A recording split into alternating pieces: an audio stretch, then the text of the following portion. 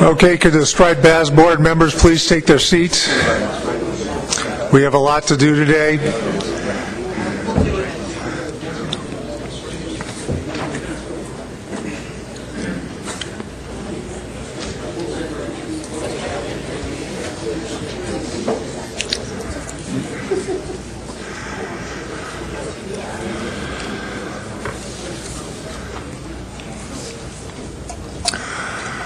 So welcome to a meeting of the Atlantic Striped Bass Management Board. My name's Doug Grout. I'm the chair of the committee, the board right now, and we have a lot of work to do today.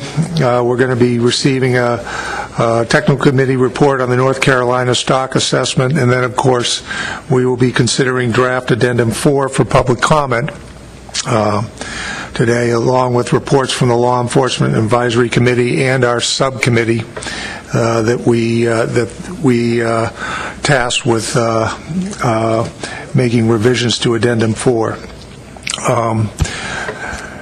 To start off with, we have an agenda here. Are there any changes to the agenda?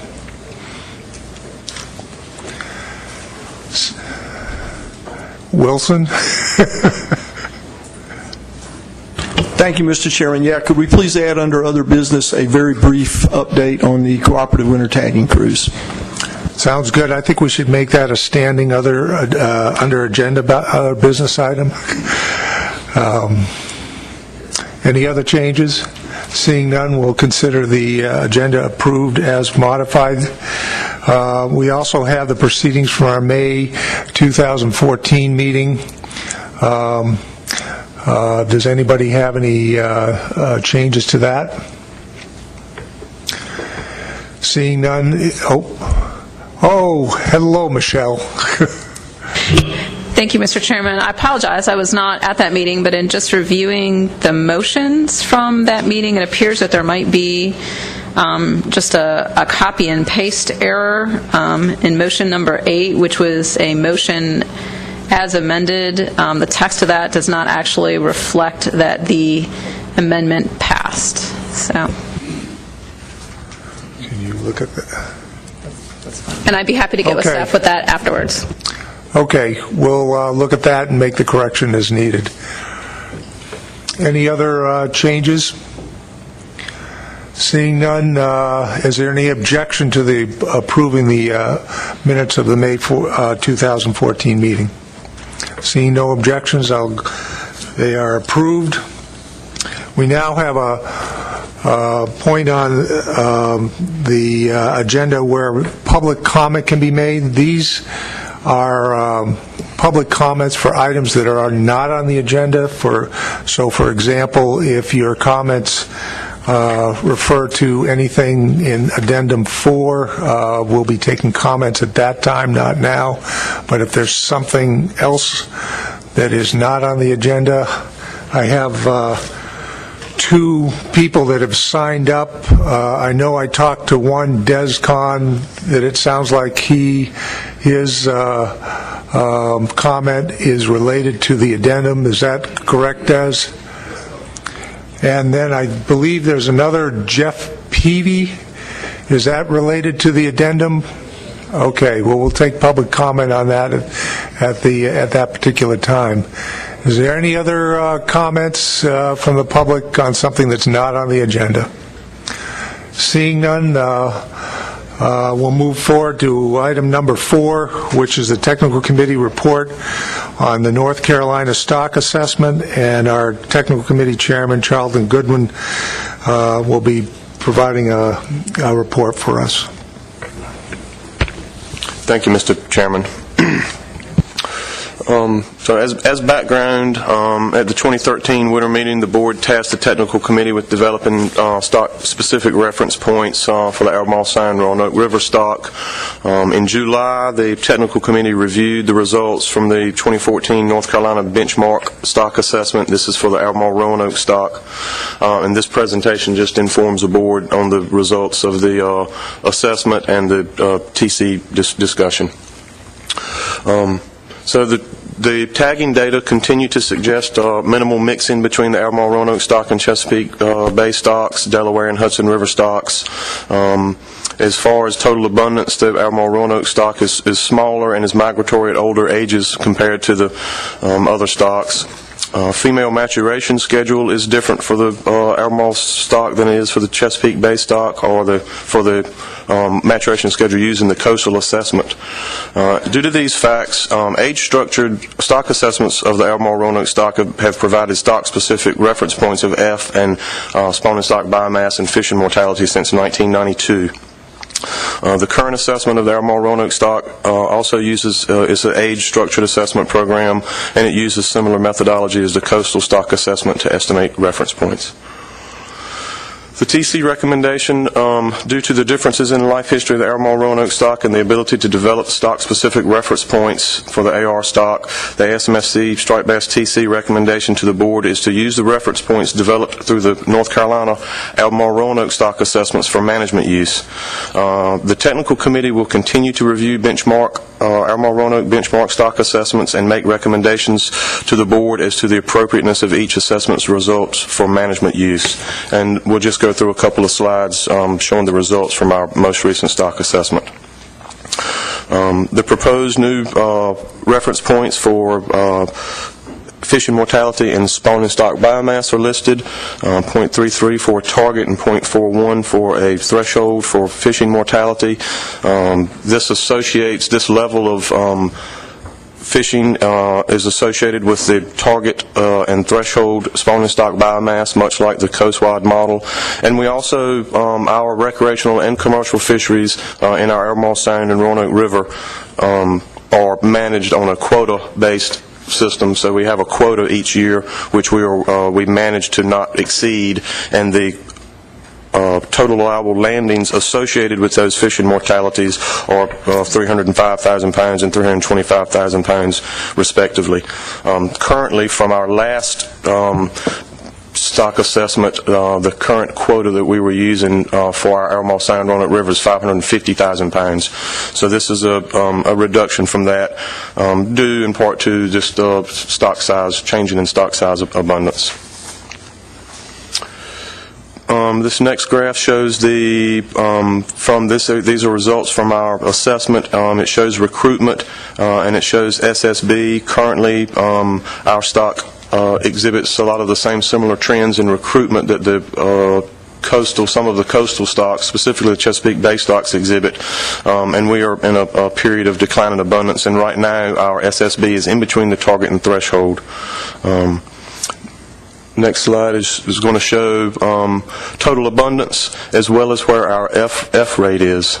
So currently we are just above our F target, below the F threshold, and so this is the most recent years in the assessment. For this model tend to be have a lot of uncertainty with them, especially with the total abundance. So you can see in those last couple of years that abundance level is probably going to come back down with a couple more years of data. So last slide, just upcoming management of the Albemarle Roanoke fisheries. Within our North Carolina state fisheries management plan, we have a trigger that if the F is over the F target, mortality will be reduced to bring the F estimate below the target. The 2012 point estimate, as stated in the terminal year, is above the new reference point. And at our next Marine Fisheries Commission meeting, which happens later on in this month, we will be presenting this information to our Marine Fisheries Commission, and we will be developing options to reduce harvest to necessary levels based on projections to take out to the public, with management implementation tentatively scheduled for January of 2015. And I'll take any questions if anyone has any.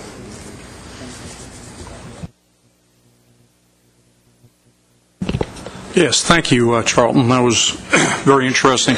You said there was minimal mixing between the Albemarle Roanoke stock and the coastal stock. Is there a size component to the mixing? Do you see more mixing as the females get bigger? And what percentage of the stock would you say, as the fish do get to the larger size, 8+ years old, does mix with the coastal stock? Thanks. So you're absolutely correct. The fish in the Albemarle Roanoke, as you know, as you get down further latitudinally, striped bass become less and less migratory. So North Carolina stocks of striped bass in the Pamlico Sound, for instance, are not migratory at all. So our Albemarle Roanoke striped bass, it's the larger females, 30, 35, 36, 38 inches and greater that we do see. We certainly get tag returns from states on the East Coast, New York, New Jersey. But our fish just are not migratory nearly at a earlier age. We do not have a actual estimate of, we've never quantified the actual estimate of the portion of the Albemarle Roanoke stock that migrates up and down the coast. That has been one of the things we have tried to do in recent years, is to account for that mortality. We recently, Dr. Jody Callahan recently published a paper that looked at the 25-30 year tagging data set that we have in the Albemarle Sound on our spawning grounds, and he came up with migration probabilities, and we were able to incorporate that information in our state-specific stock assessment to try to get a little better handle on the mortality to some of our 9+ group. Our assessment uses a 9+ group. But we do not at this time have a specific number of fish that are migrating. Our plus group, our 9+ group fish, though, to put it in perspective, is estimated to be in the tens of thousands of fish, not the hundreds of thousands of fish. Any other questions for Charlton? Seeing none, we need a motion here to approve the assessment of the North Carolina stock assessment for management use. Hello, Michelle. Thank you, Mr. Chairman. I would like to make the motion that we approve North Carolina's 2013 benchmark Albemarle Roanoke stock assessment for management use. There's a second. James Gilmore. Discussion on the motion. Is there any objection to this motion? Seeing none, it's approved. Thank you very much. So now we're moving on to consideration of draft addendum 4 for public comment.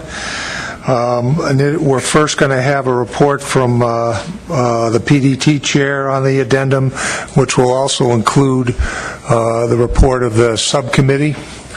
Then we'll have a report from law enforcement, followed by the advisory panel.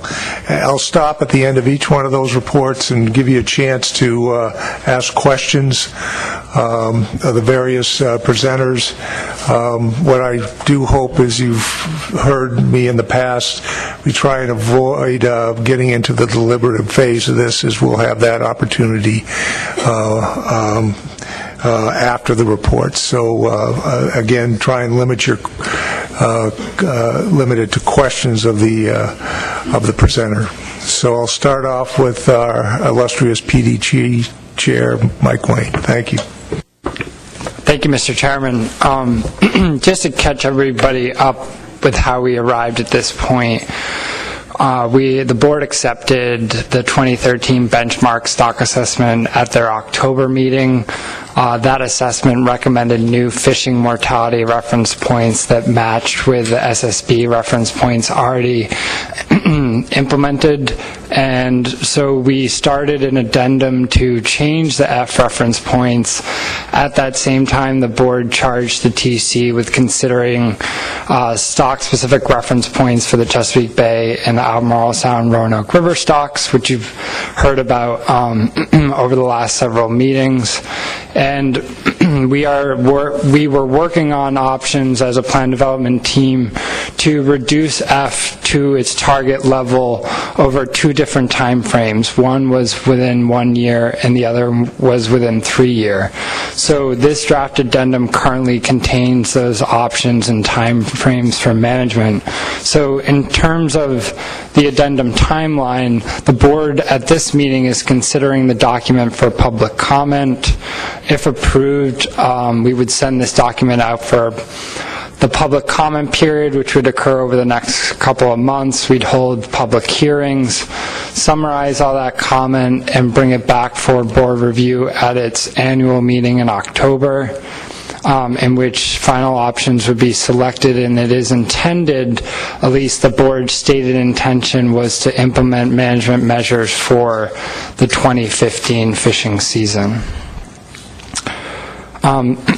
So this is a slide that just contains all the different topics that are discussed in the addendum. I'll be working through each one of these, starting with the statement of the problem. So as I mentioned, there's new proposed F reference points, and under those new reference points, F is currently above the target, and SSB has been below the target since 2006. A similar downtrend has been observed in total harvest. So to address all these concerns, this addendum contains management options to reduce F to a level that is at or below the target within 1 or 3 years. In terms of reference points, the 1995 SSB level, which has not changed through the assessment, it stayed the same, was a management reference point that has been useful for striped bass. The issue is that under the current reference points that we have, which are FMSY reference points, we're not able to achieve that SSB level. And so the benchmark assessment went through and recalculated F reference points that would match up with the SSB reference points, and those were the ones that were accepted by the board for management use at their 2013 meeting. So this is just a pictorial representation of what I just described. The current reference points are in gray, and the new reference points proposed are in black, and then you can see the fishing mortality estimates through time. And what I wanted to point out is you can see that fishing mortality has been maintained below the solid gray line, which is our current F target. Except if you go to the next figure, this figure shows spawning stock biomass as the trend line. And you can see even though we've maintained F below the target, our SSB has declined below its target since 2006 and is currently very close to the dashed line, which is our SSB threshold. The vertical bars are just recruitment, and that pattern in SSB is driven by poor recruitment over the last several years. But as we've talked about before, there's an emergence of this strong 2011 year class. So regarding the stock-specific reference points, the Chesapeake Bay uses a quota management system in which they adjust their quota based on biomass changes, similar to what I just described. And the idea here is that they established a lower fishing mortality reference point in Amendment 5, and that was because they were harvesting on a smaller fish. So they essentially took a penalty and resulted in a lower F that they were fishing at. The Chesapeake Bay stock, though, is not assessed independently as it's part of the coastal migratory stock, and it's assessed with the benchmark stock assessment that we completed in October, or the board reviewed in October. We just heard from our TC chair, Charlton Godwin, about the Albemarle Sound Roanoke River stock, how it contributes minimally. It has enough data for an independent assessment, and they have quota management that is matching up with F and SSB targets that are specific to the Albemarle Sound Roanoke River stock. Also included in the addendum, this slide is titled wrong. This is an ecosystem considerations, in which we describe that food web relationships should be considered when pursuing management changes. And the idea here is that striped bass populations increase, demand on prey species may impact other species under rebuilding. As we know, striped bass is a predator for some of our fin fishes that we manage, specifically shad and river herring and weak fish. So the description of the fishery is pretty straightforward, just reviews what the landing's history was, and to conserve some time, I'm going to skip through those and go to the reference points. So in terms of reference points, the document considers reference points for the coastwide population, which includes the Chesapeake Bay, Hudson, and Delaware areas, and the Chesapeake Bay stock and the Albemarle Sound Roanoke River stock. So for the options of the reference points, option A is status quo, so these would be FMSY reference points that are based off the last updated assessment, that was in 2011.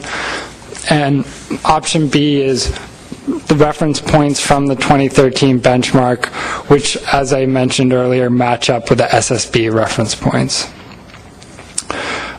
In terms of the Chesapeake Bay stock, as reported to you at our May meeting from the technical committee, option A is status quo, the lower target that was established for harvest of those smaller fish.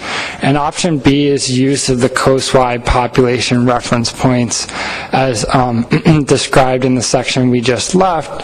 And that was because the TC could not reach consensus on the reference points for the Chesapeake Bay management area at this time, and that the coastwide reference points incorporate the mortality of those smaller fish and represent the best scientific advice for management at this point. The TC did note that they wish to continue development of stock-specific reference points for the future for the Chesapeake Bay.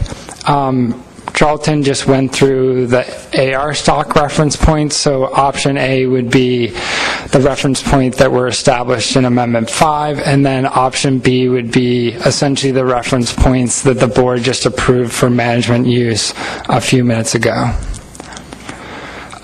In terms of how we're evaluating the stock status, so there's a bunch of management triggers that are included in Amendment 6 that are aimed to prevent overfishing and ensure the objectives of that amendment are met. There's one on the juvenile abundance indices, there's one that deals with overfishing and overfished, and there's also a couple that deal with sort of the in-between, which I'll discuss right now. So this is a little bit hard to read, but it's text taken right from Amendment 6. This is actually Management Trigger 3. This deals with a timeline to reduce F to the F target. So that was a stated goal of this addendum. And in Amendment 6, one of the management triggers is if the board determines that fishing mortality target is exceeded in 2 consecutive years and the female SSB falls below the target within either of those years, the management board must adjust the striped bass program to reduce fishing mortality rate to a level that is at or below the target within 1 year. So that is essentially option A. That's 1 year time frame to reduce F to the target. At its May meeting, the board approved a potential change to this management trigger to have it read within 3 years as opposed to within 1 year. And the intent there was to provide some management flexibility that would hopefully minimize the social and economic impacts by spreading out the harvest reductions through time. So let's talk about those harvest projections. So what we've essentially got is three management scenarios that each have a probability of around 50% of achieving F target. So to reduce F to the target within 1 year, that would take a 25% reduction from 2013 harvest. To reduce it within 3 years, that would take a 17% reduction from 2013 harvest. And the way that scenario would work is the reduction would be taken all in that first year, and then you would hold the management constant, and over that 3-year time frame, you would end up reaching your F target. The third scenario is reduce F to the target within 3 years, but take it in a stepwise approach with equal reductions occurring in each of the 3 years. So that was calculated to be a 7% reduction that's needed for 3 consecutive years to reduce F to the target. Just for contrast, status quo is less than a 1% probability of achieving F target over any of these time frames if the fishery remains status quo. So just to give you a picture representation of what I just described, in the figure you can see the 3 different shades of gray indicate the different years. The vertical line on top is where we are at currently with our F rate, and the vertical line on bottom is where we're trying to get to, or our F target. And so these lines represent that are associated with the reductions represent the various time frames I just went through. So if you take a 25% reduction in harvest, you reach F target all within the first year, which is 2015. If you take a 17% reduction in harvest, you don't quite get there in 2015, but through time, as you protected a lot of fish up front, you end up reaching F target over the 3-year time span. And then you can see the stepwise reduction gets you there in 3 different management steps. So that showed you what fishing mortality would be doing over that time frame. Now let's look at what spawning stock biomass will do in response to those management actions. So this figure shows the different projections of spawning stock biomass under those different management scenarios. So I'll start with the bottommost line, which is this dashed dot line that is essentially status quo. So you can see that SSB is projected to continue to decline and will not likely increase very much under status quo conditions. The next line above that, the dotted line, is the 777 reduction, so taking 7% in 3 consecutive years. The line above that is the 17% reduction, and the line that gets us closest back to the SSB threshold is that 25% reduction. So the take-home message here is the more conservative you are in terms of reduction, the quicker SSB will begin to increase back towards the SSB threshold and eventually to the target. We just haven't, the projections become more uncertain the farther in time you go. So what are the options that are associated with these 3 time frames? There's just a note in here about conservation equivalency programs that are currently in place. If the management was to change, conservation equivalency programs would need to be updated to account for that new change. They would be, of course, reviewed and approved by both the TC and the board. And as always, states can voluntarily implement more conservative management programs than any that are contained within the document. So the way the document is split out from here is by option, and the option is associated with those time frames that I was just talking about. So option A is the status quo, which essentially holds the fishery with the current regulations that are being used right now. So I'll jump right into option B. Option B is that 25% reduction from 2013 harvest to reduce F to the target in 1 year. And so the document is broken up into recreational fishery and the commercial fisheries, splitting it between both the coastal component and the Chesapeake Bay and Albemarle Sound Roanoke River. So these options represent the coastal recreational fishery, and you can see that the percent reduction from 2013 harvest is a column on the right, and so that is the estimated reduction that each one of these options would achieve. So these are just various options that could be used to reduce the coastal recreational fishery to the level that is needed. Some of these, I'll mention that some of these options are limited by data sets. As you start to get more as you start to incorporate both size restrictions and bag restrictions, you have to start looking at the MRIP measured fish, and so it starts to basically minimize the data set that you're allowed to use to really estimate what these harvest reductions end up being. These are the options in the document that achieve the necessary reduction from the Chesapeake Bay recreational fishery. At the last meeting, the board had included an option to allow the bay to continue to operate under their quota management system. So there's options that are contained through the document that provide the bay the flexibility to do that based on that 2013 quota level. And then regarding the Albemarle Sound Roanoke River recreational fishery, you've heard from Charlton and just approved management of that resource by the state of North Carolina. So this represents basically a placeholder for all the options for them to manage their fishery with the quota that they established through their assessment.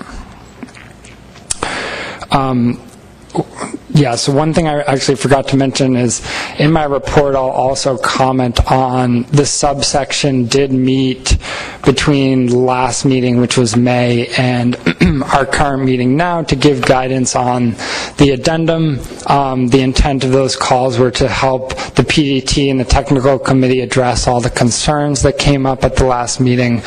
So I've incorporated a lot of their input into the background portion of the document, so I won't highlight those changes, but I will talk about specifically options that they recommended removing from the document. So with that, we're on to the coastal commercial fishery for this 25% reduction, and there's two different options. One takes that reduction from the Amendment 6 quota, noting that that wouldn't achieve the reduction that we need to achieve if all the states harvested up against their quotas. And then there's an option that takes a 25% reduction from the 2013 harvest and then allocates the remainder of that to all the states using the same allocation percentages used in Amendment 6. The board's subcommittee actually recommended removing this option because it unfairly distributes the reduction that is needed to be taken, because it's taking away quota from states that harvested all the way up to their quota and giving it to states that didn't harvest their quota at all. And that's what that's essentially what these tables show in terms of the quota breakdown for the specific options that I just walked you through. So in terms of the Chesapeake Bay commercial fishery, option B15 is that the quota would remain at its 2013 level. And the board subcommittee recommended removing this option because it does not achieve a reduction from either quota or harvest. In terms of option B16, that does take the reduction from the 2013 commercial quota. I'll note that for all the Chesapeake Bay commercial quotas, there isn't an option that currently takes the reduction from harvest, which is what the projections say is needed. And this is just the placeholder for the Albemarle Sound Roanoke River. So option C is now we're transitioning into this second timeline, which is the 3-year timeline to reduce F to the target. This option looks at taking the reduction all up front and then holding that constant to reduce F to the target over that 3-year time frame. So because you're not having to reduce F to the target all in 1 year, you don't need as significant of a reduction to do so. So these are the coastal recreational fishery options that achieve roughly that percent reduction. And this is all in the document, the options these are size and bag limit combinations, including trophy fish options that achieve the reduction for the Chesapeake Bay recreational fishery, including a quota as well. Once again, the placeholder for the AR Albemarle Sound Roanoke River fishery. And then on to the coastal commercial fishery. We have very similar options as we had for that 1-year time frame. It's take it from the quota or take it from the harvest and reallocate it to all of the states. And once again, the subcommittee recommends removal of this option that takes the reduction right off the top of the 2013 harvest and then ends up allocating the remainder of that to the states, because the intent there is that it's not taking equal reductions from all of the states to achieve the overall reduction that is needed. So this table just shows what the actual quota allocations would be under these options. For the Chesapeake Bay, we have, once again, an option that's keeping the Bay quota at its 2013 level. The board subcommittee recommended removal of that because it doesn't achieve the reduction from harvest or from the quota. And then there's an option to take the 17% reduction from their 2013 commercial quota. Another placeholder for the Albemarle Roanoke stock and their commercial fishery. And then we're into the last option of the document, which is the stepwise approach to reducing F. And it ends up being a 20% reduction from 2013 harvest. And that reduction is achieved with a consecutive 3-year reduction, taking 7% in each year. So that's what this figure represents. You take a 7% reduction implemented in 2015, another 7% implemented in 2016, and the last 7% implemented in 2017. So what do the options look like to achieve this? For the coastal recreational fishery, the plan development team stayed with a size limit change.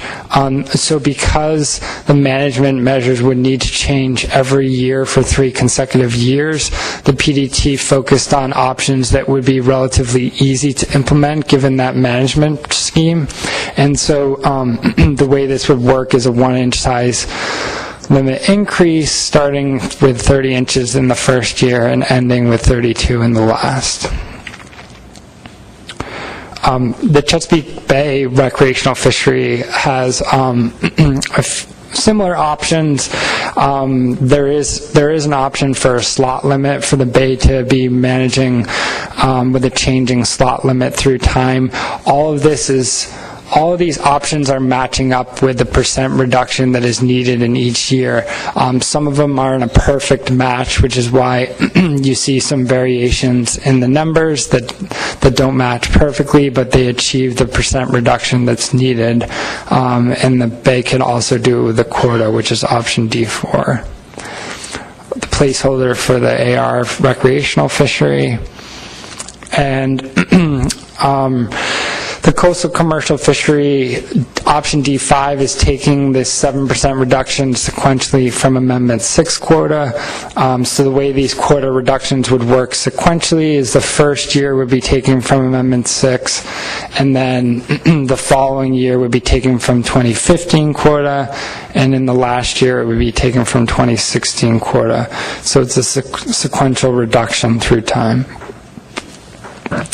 Option D6 is that same option that you saw in the other time frames that takes the reduction from off the top from 2013 harvest and then reallocates the remainder to the states.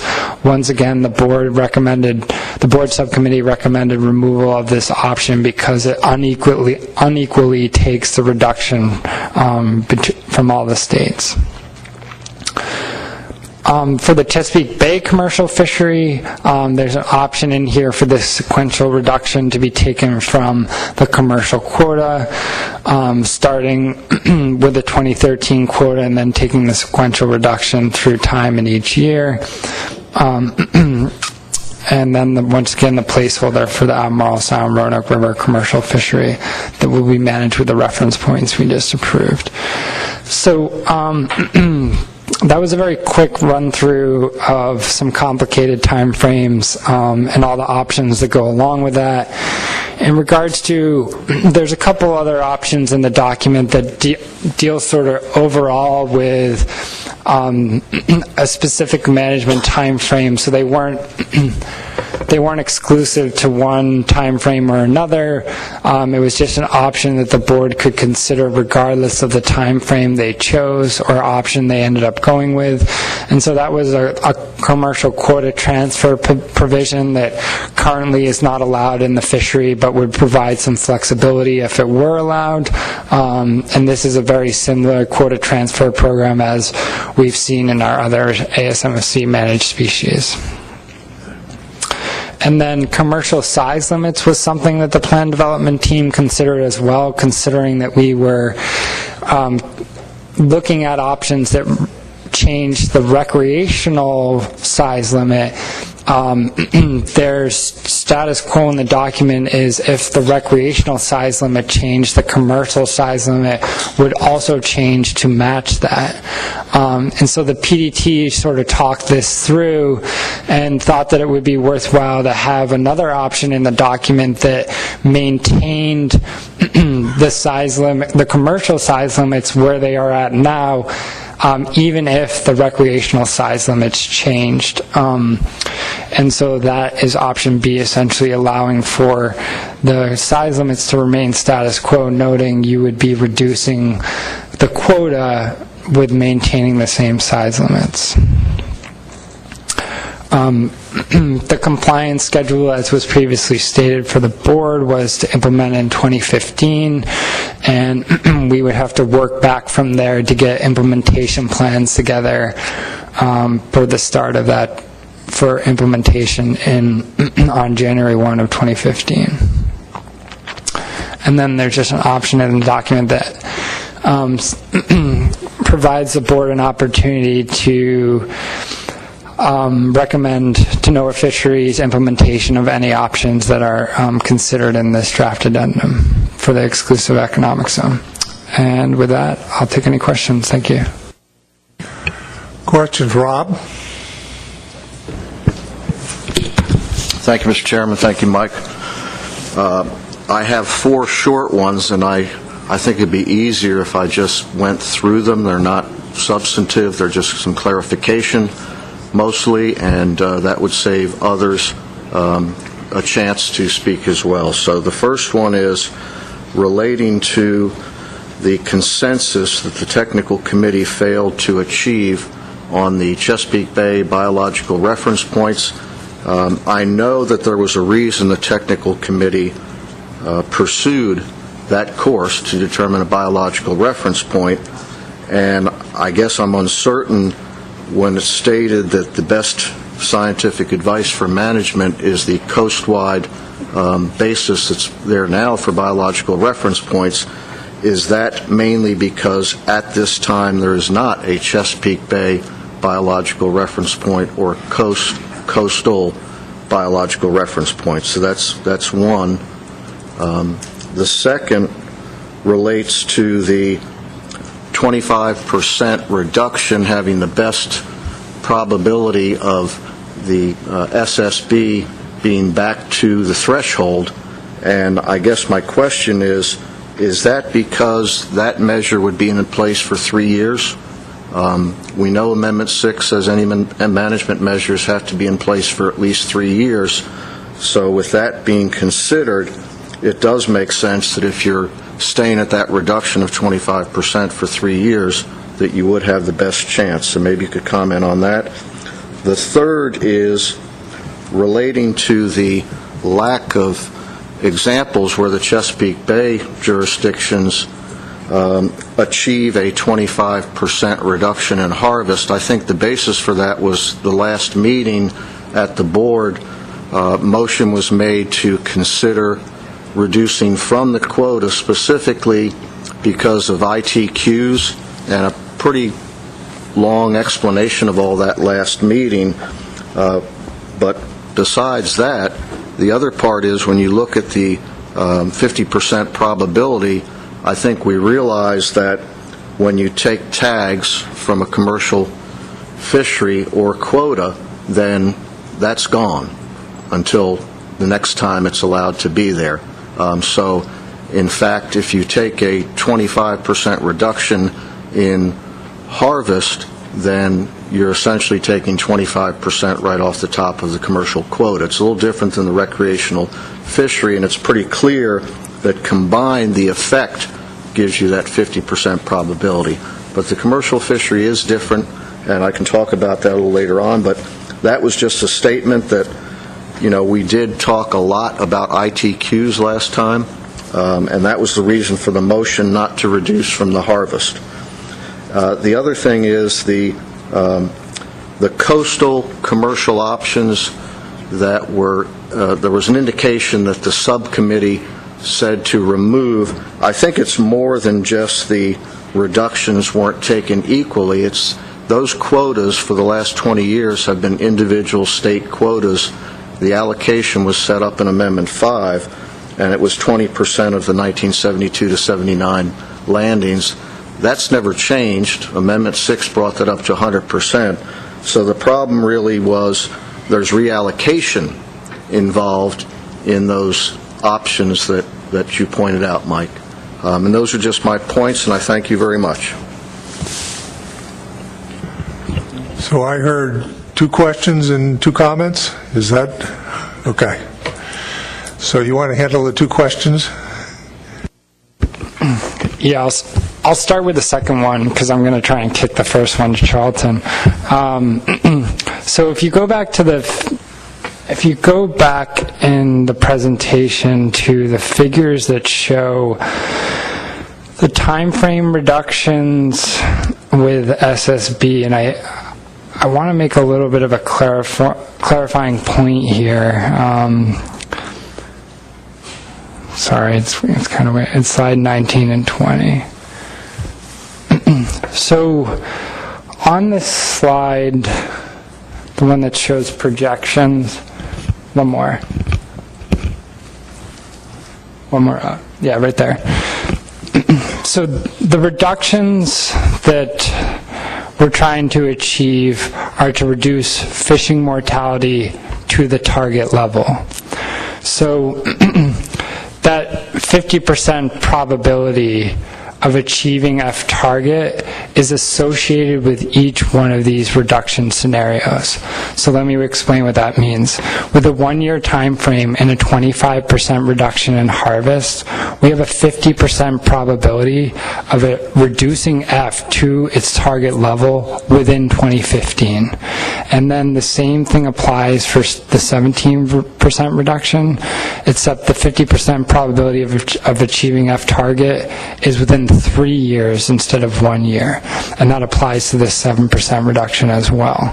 So that's different than this next slide, which shows how a spawning stock biomass is going to respond to each one of those harvest reduction scenarios, which is different from F. But the idea is as you the more aggressive you are at reducing F to the target, the quicker SSB responds to that management action in terms of increasing back towards the threshold or the target.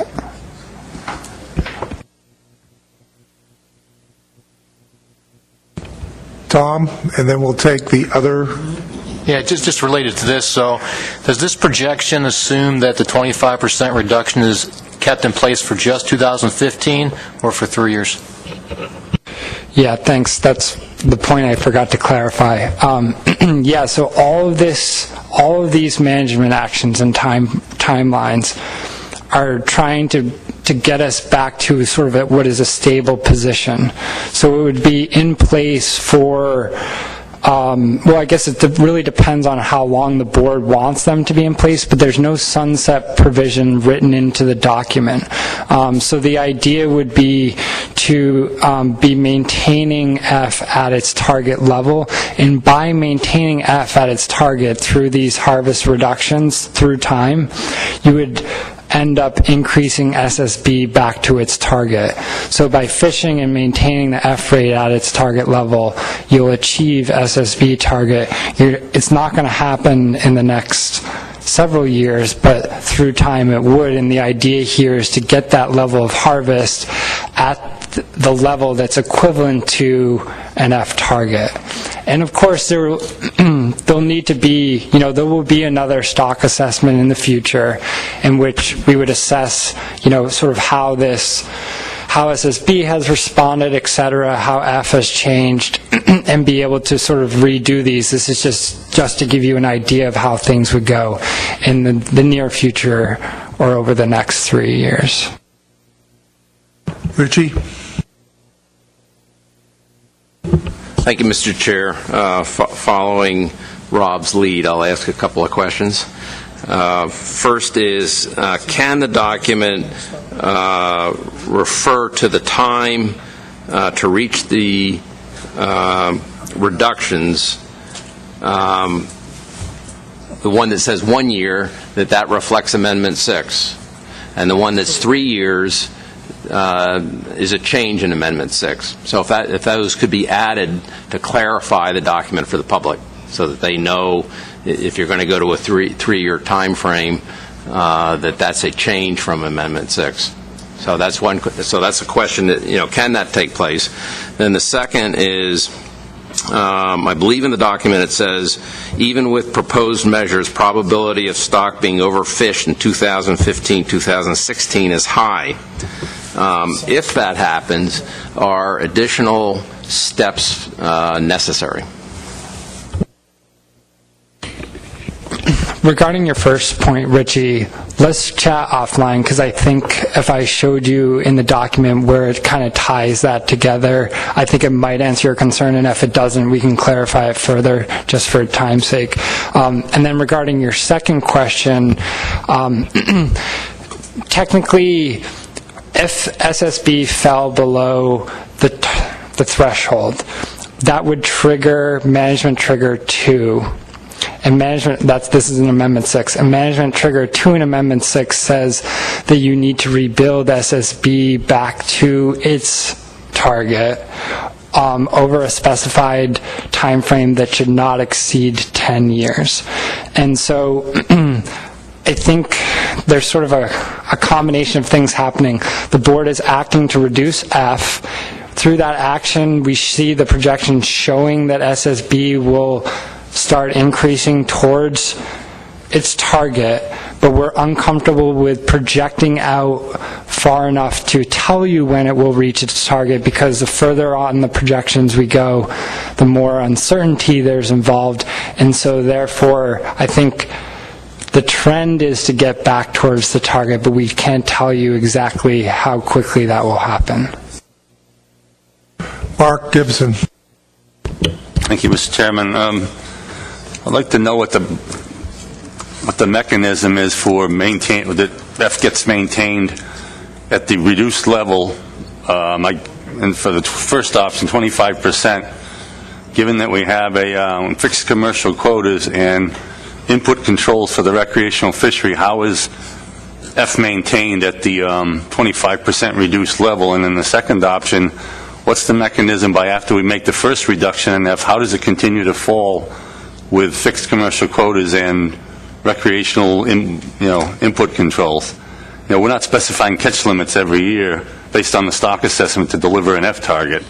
So I'm just not seeing the precision in the system that's going to ensure that either F stays at its 25% reduced level across the remainder of the time series, or what the mechanism that gets us from 17 to 25 after the initial bite is made.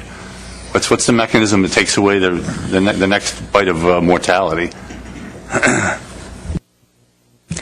That's an excellent point for the system that we have now. We do have a commercial quota in place, and so the way the projections are working is we put in a fixed catch every year over this short amount of time. So in 2015, we take the 25% reduction, and then that is essentially within the model treated as a quota throughout the rest of the projections, which is how you get that reduction in F.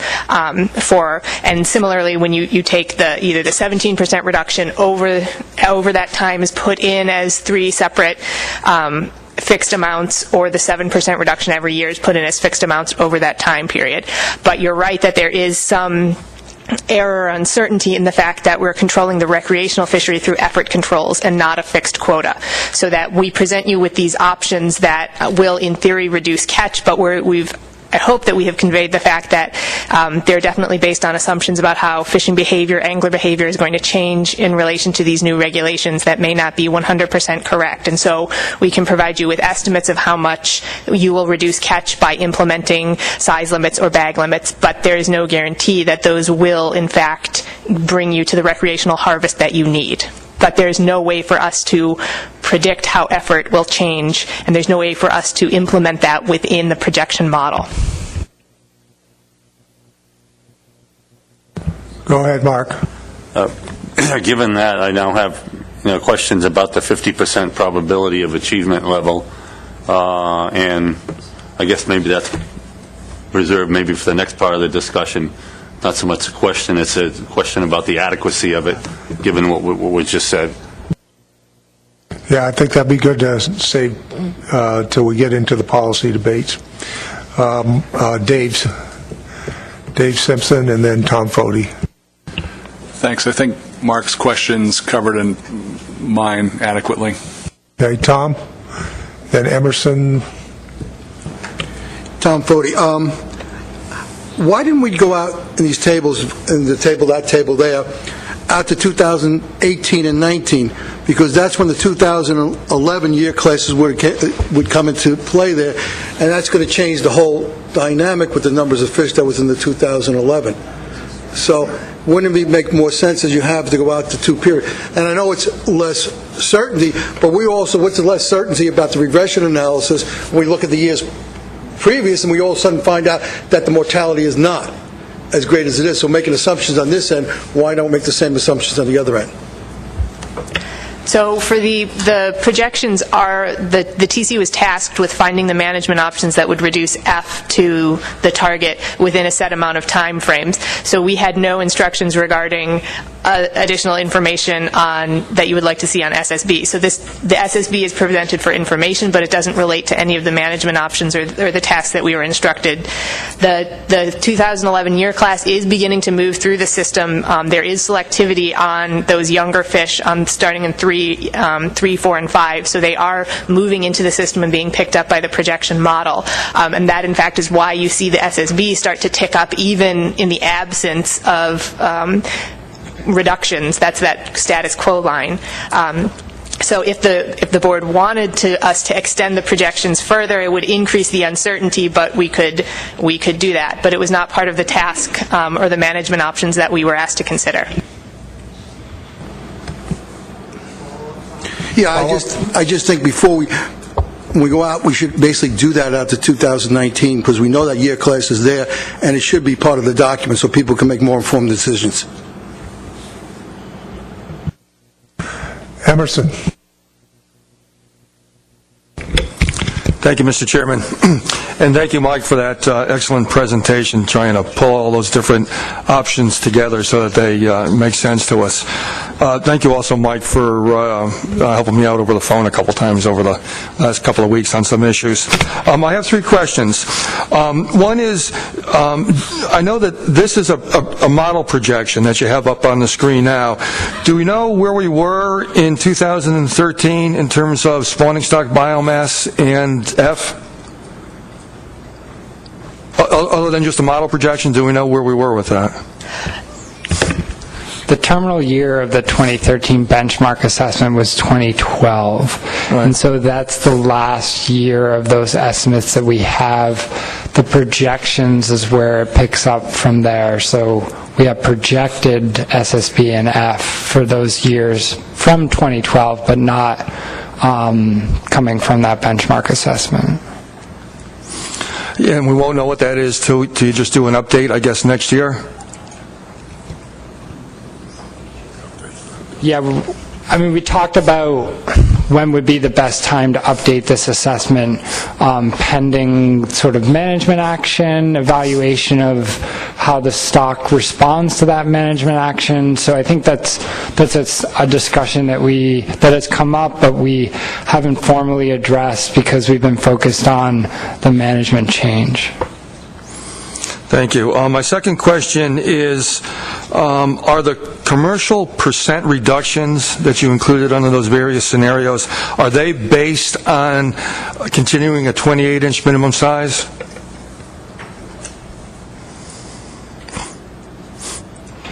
Yeah, they're based on continuing the same size limits that all the states currently have, and that was originally based on the 28-inch size limit, but they're noting there is conservation equivalency proposals already in place based off of that.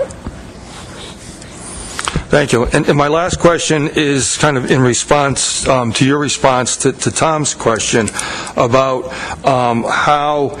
how long these measures will be in place, and the response was, well, kind of as long as the board wanted them to be.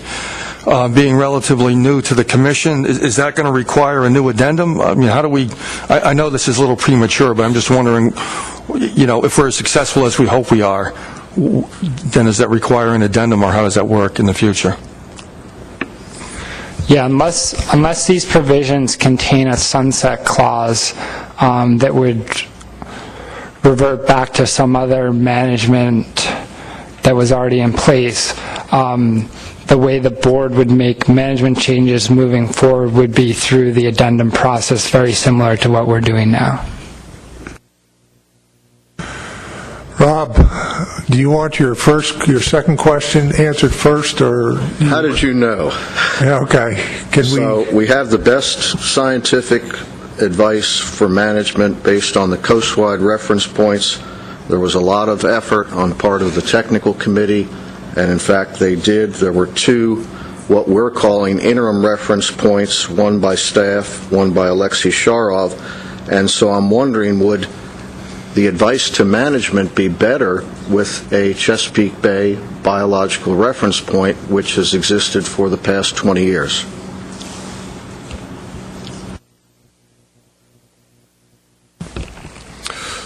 So the TC, as we talked about the last time, could not come to a consensus on the best, at this time, appropriate reference point for the bay, could not come to a consensus that one different from the coastwide reference point would be adequate due to the reasons that we explained, the difference in the selectivities, the difference in the F reference point for the bay is currently estimated from the statistical catch-at-age model for that bay fleet is relative to the entire coastal stock as well. It's not just a bay stock fleet. I mean, it's not a bay stock F mortality that comes out of the model. It's relative to the entire coastal stock complex. So without more information about the mixing between the stocks and the sex ratios, at this time, the selectivities in the model, the different selectivities for the bay and the coast account for the different sizes in the fleet, and the technical committee, just considers this at this time still the best reference point to be using for management. Any other questions for the PDT? Tom? With Rob talking, I'm just trying to remember, there was at one point that the Chesapeake Bay didn't count the winter fishery when the coastal, because they were allowed so much of the coastal fishery, and so this is only on a certain part of their fishery. I remember back in Amendment 6 somewhere that they got credit for the coastal fishery, and they were allowed to harvest on the coastal fishery. Am I right or wrong in my estimation on that?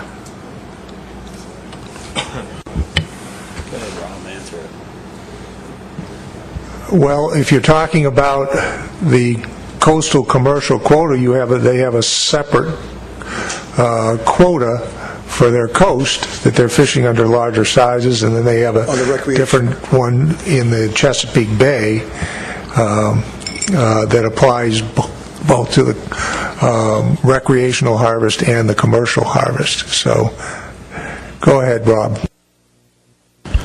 This might help. So going into Amendment 5, there was a situation where the Chesapeake Bay would have 25% of the coastal migrants.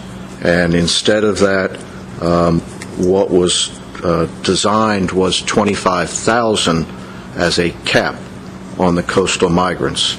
And that later was raised a little bit, and then eventually it was based on the entire spawning stock of the coast, a portion thereof that went to that, what's called trophy fisheries for the coastal migrants. Tom. And just a follow-up for Charlton. In regards to the Bay-specific reference points, what I've been told is that when the interim reference points were first brought to the technical committee, that the technical committee objected to them because they were overly conservative. So recognizing the comments that you just made and as to the reasons why there wasn't consensus, is it correct that if those reference points were utilized on a temporary basis for the Bay, that they would be more conservative? I don't know that the entire technical committee thought that the reference points would be too conservative. I think it was my understanding that the Bay states thought that those reference points would be too conservative compared to what they currently were, but that's not the main issue as to why the technical committee couldn't come to a consensus on a separate specific reference point for the Bay. The main issue continues to be need more information about the mixing of the three stocks, the sex ratios, and the other information that we've gone over as to why a Bay-specific reference point, we could not come to a consensus on developing one at this time. It wasn't necessarily due to the idea of it being more conservative or too conservative from the technical committee. Michelle?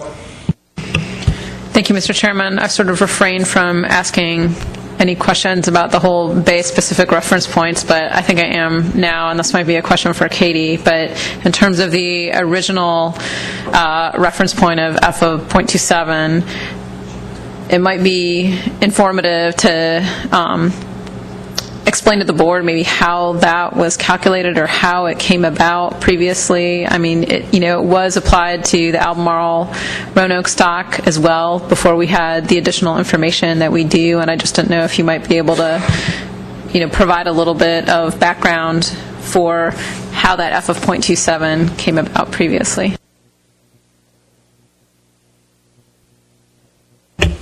My understanding is that, the previous assessment came up with a single coastwide reference point that was based on FMSY, and that was the 0.3, 0.4 estimate.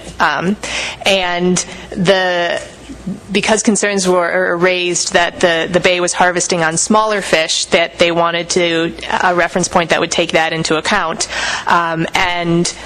So the TC went through and basically calculated sort of the SPR that would result from that MSY. So how much of the virgin spawning stock would you leave in the water if you were fishing at the FMSY estimated by the model with the selectivity pattern estimated by the model, and then use a different selectivity pattern that had that sort of dome-shaped selectivity focusing on younger ages that the Bay exhibits, and apply an F rate that would get you to that same SPR. So because you're harvesting on those younger fishes, you have to fish at a lower level to keep the same amount of spawning stock biomass in the water.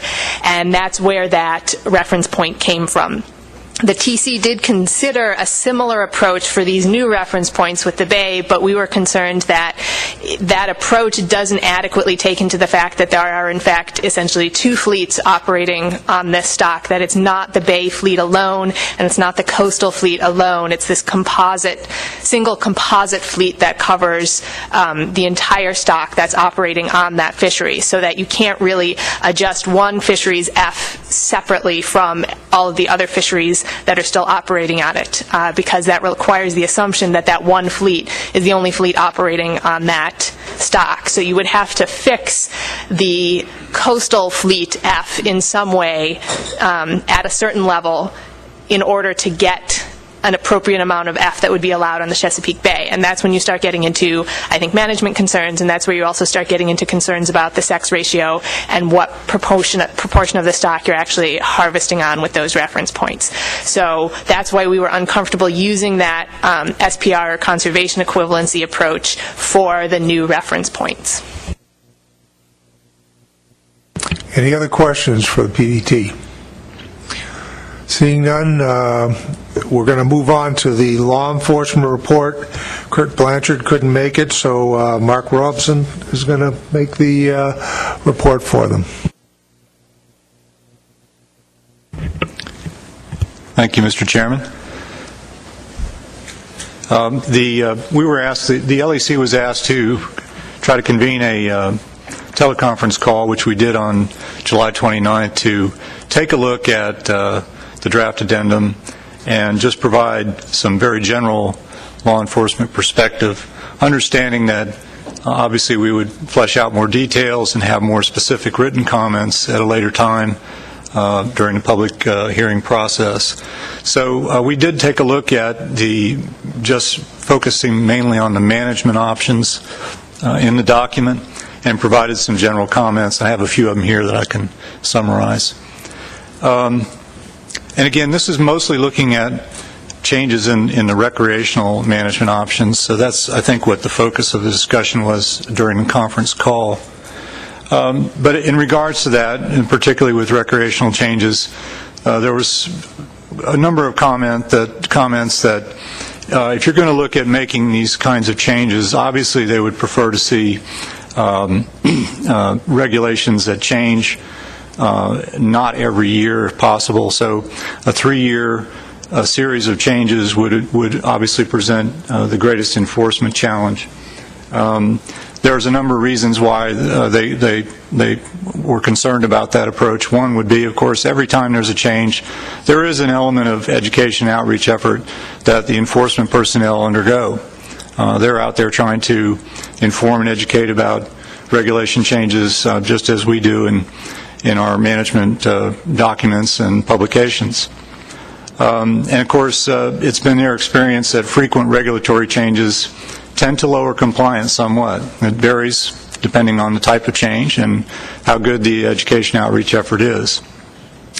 And of course, we all know it's not cast in stone anywhere, but typically when there is a significant change in a regulation, officers tend to use a little more discretion. There may be more informational stops, more warnings given as an approach to new or changed regulations when they're encountering fishermen out there on the water.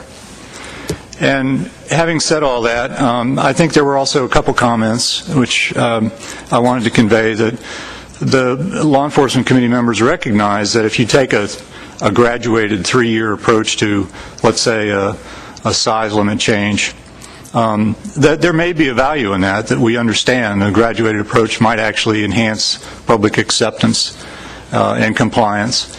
But overall, they believe and continue to reiterate that applying the change in 1 year would maximize compliance and minimize confusion. There was some discussion about the recreational fishery options, and particularly for the Chesapeake Bay, and at least one comment from an LEC member that for the recreational fishery, a bag and size limit restriction would probably be preferable to attempted recreational quota management just because of the enforcement challenges that they encounter, and cited the Chesapeake Bay experience. Again, that would depend on the type of quota system you put in place, if it's tag-based or however that's done. We were asked to take a look, too, at the option of possibly changing the commercial size limits to match recreational limits. And if that was put in place so that they were all consistent, that could possibly minimize confusion and aid in compliance. But overall, because of the nature of the commercial fishery being more limited, more in touch with very even small changes in regulations that the commercial fishermen are used to, the LEC did not really envision a major problem in commercial compliance if in fact, size limits remain different if there's a change in the recreational limits. And there was also an example given in specific case of New Jersey where if you're going to consider a combination of slots or a minimum size limit or a slot limit or a trophy size allowance, that could potentially complicate law enforcement in the case of New Jersey where on charter or party boats, if they're allowed to fillet those fish on board, then if you do have these multiple kinds of combinations of slots and maybe a fish in a trophy-sized fish allowance, that it makes it much harder if the charter boats, party boats are required to keep those racks, and so if they are checked or if they come back to the dock, it makes it a lot harder to match up fish racks or carcasses with the number of fillets on board if you have these multiple kinds of size limit or trophy limit operations. And that was really the general comments that we had with regard to some of those management options, Mr. Chairman. Any questions for Mark? Tom? Yeah, just point out that when you fillet in New Jersey, you've got to keep the racks on board unless the fillet is as large as the size of the fish you need to keep. So they really have to keep racks for all the fish they filleted on board, so the size would be there to measure. That's how we got, that's why, and it's only on charter boats 15 and above. So that's not a real problem. The same thing we've been doing for years. Rob? Thank you, Mr. Chairman. The top item is one that really I think is just not applicable. The bay jurisdictions do have size and bag limits. It's just that at the end of a year, the recreational harvest is part of the total bay-wide quota. So it's really for enforcement, it's still the bag and the size. Any other questions for Mark? Okay, seeing none, unfortunately, Kelly Place is still in transit here from Florida, so I'm going to have Mike Wayne give the report of the AP. Thank you, Mr. Chairman. The board had requested the advisory panel to take a look at this draft addendum for public comment before it was presented to the board to get a perspective of the range of options that this document has contained within it. Are there things that we left out, forgot about? Does it contain enough perspective from the AP standpoint for the public to be able to comment on all the various objectives that the board is trying to achieve through this document? So we held a conference call to do this. I've reminded the AP that we will have a formal meeting, sit down after the board approves, or if the board approves this document for public comment, where they'll be able to specify preference for specific options at that point. So they just focused their comments on sort of the scope of this document. So just running through that, their comments, they felt that they had varying opinions on the description of the fishery over the recent years, but they felt overall it was appropriate. There was a little bit confusion about what the reference points were when SSB had increased back in the mid-2000s to the level that was above its target, so there was a suggestion to include that information in there.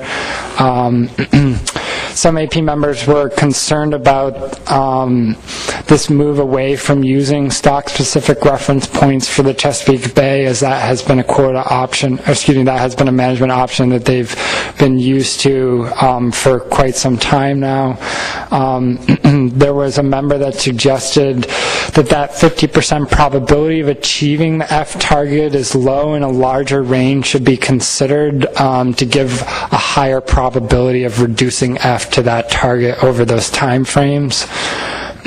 And then, as far as the management options are concerned, there are some AP members that suggested more conservative management options should be pursued. So essentially larger reductions in harvest than is currently contained in the document. And then there were some AP members that suggested less conservative, so less reductions in harvest than is included in the document.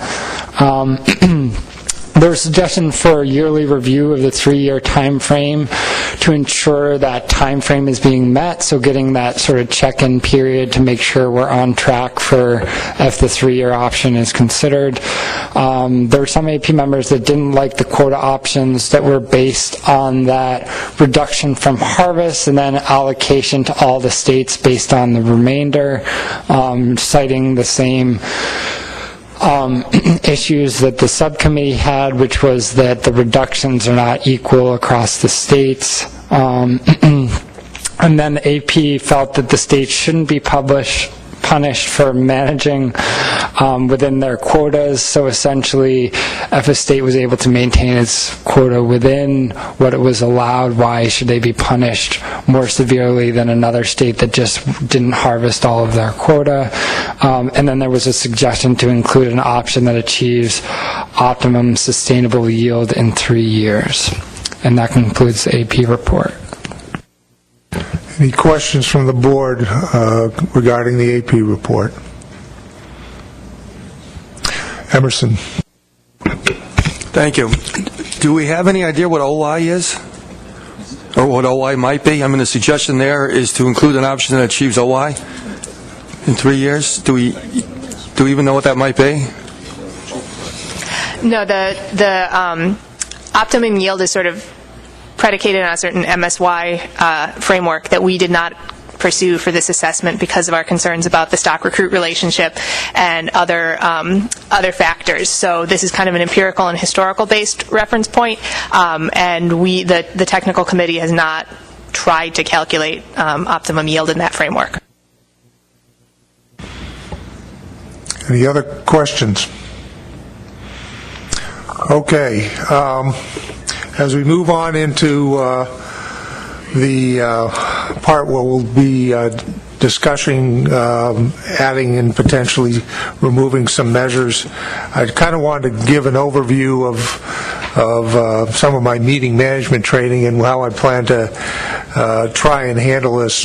One of the things I wanted to make both the public and the board members reinforce the fact that we're just considering a document for public hearing. We're not making final decisions here. So what we're looking to do is provide a range of options for the public to comment on. In general public, keep in mind that I will assure you that there'll probably be a public hearing in every state for you to provide comments on specific measures that are in the document. The way I'd like to handle this is, first of all, before we get into debate, I have a couple people that wanted to make some general comments from the public on Addendum 4. I'm going to ask those people to limit their comments to about 3 minutes because we're already an hour and a half into this, and we do have a number of items that we may be making changes here. Keep in mind also, if a motion is made, general public, and seconded, I will take public comment pro and against that motion before we start having debate among the commissioners. So if your comments are going to relate to individual management measures there, that may be in or out, you may want to wait to make your comments then. From the board standpoint, what I'm going to tackle first here is recommendations from the subcommittee. There was a number of subcommittee recommendations here, and I hope my subcommittee members will make motions to implement those recommendations. And then after we do that, I'll take any other suggestions for adding or removal and modifications to the document. When we get motions, I'm going to get from our meeting management training, I'm going to get a list of fors and against, and I'll do 1 for, 1 against, 1 for, 1 against. After everybody's had a chance to speak once, depending on how quickly the timing how quickly we're moving through the document, I may give a chance for a second bite at the apple on that motion. But as time gets short, I may restrict it to one comment per board member. So with that being said, I'm going to go to Des Khan first. Again, if you can keep your comments on Amendment 4 to 3 minutes, we'd appreciate it. Thank you.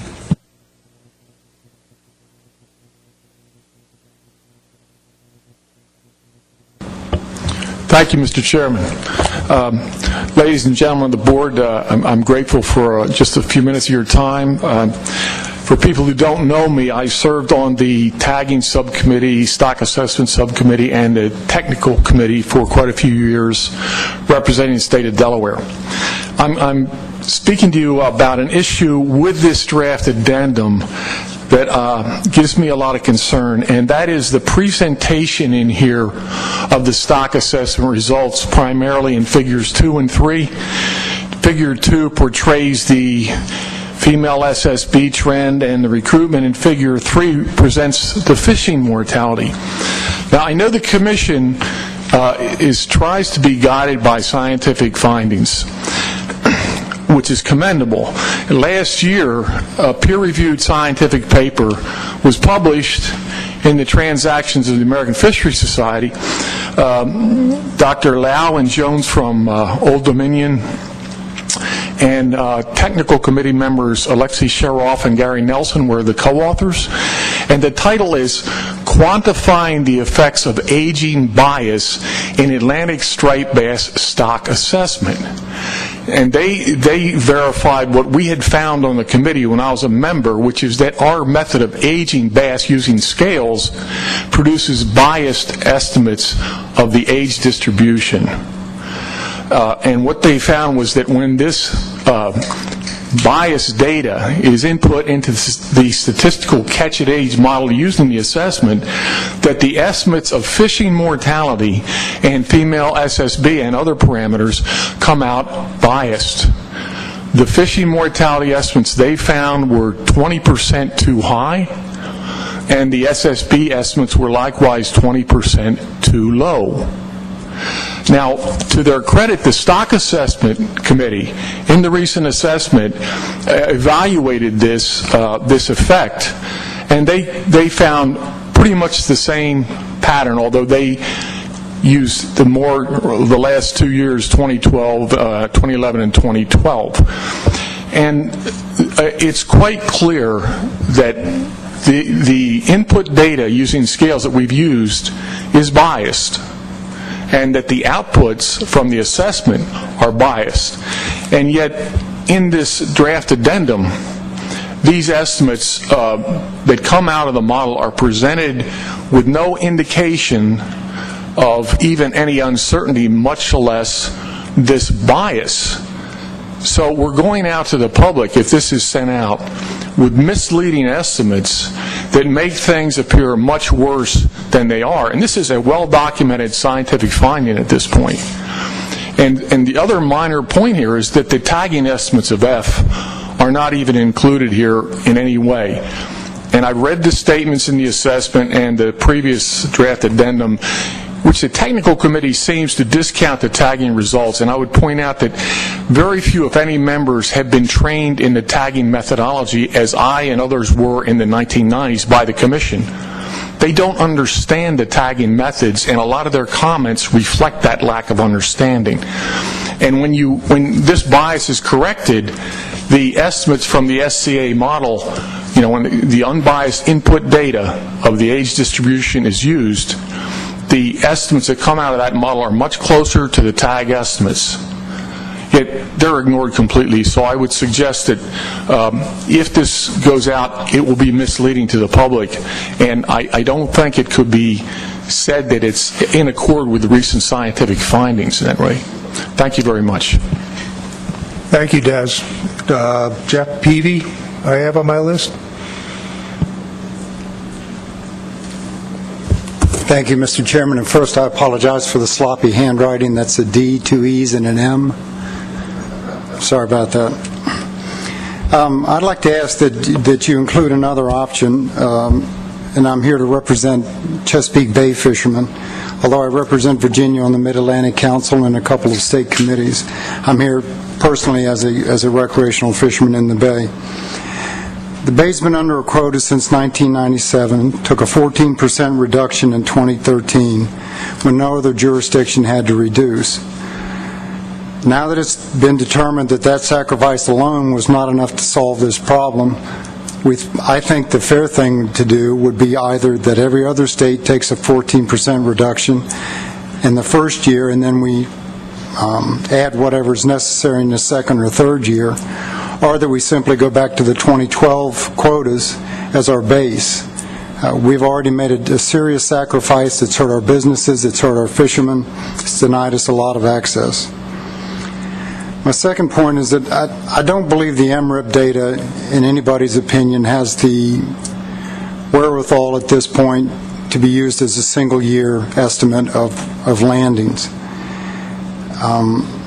I would think with something this serious that we should at least use a 3-year average of the MRIP data. In a 2-year period in the Bay, Virginia and Maryland's completely flipped on which is the highest, which is the lowest, and there were severe changes. So it's just not strong enough for that kind of decision. And then my final point is that I can understand why this appears to be necessary to reduce the landings. But if you look at the stock like you would at any other population, it went from a very low period to a very high peak and has now begun to level off. I'm not a scientist, but everything since I was 12 years old that I learned about populations of anything from deer to rabbits to fish, that's a pretty normal pattern.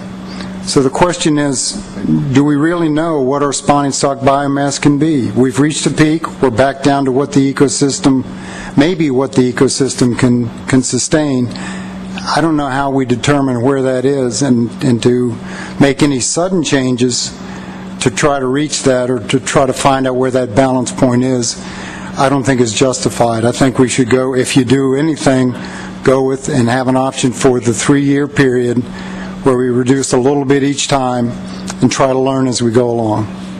And that's my comments. Thank you very much. Thank you, Jeff. Okay, I'm going to bring it back to the board now, and I'm going to rely on my subcommittee members to bring forward some of the recommendations from the subcommittee for the board's full consideration.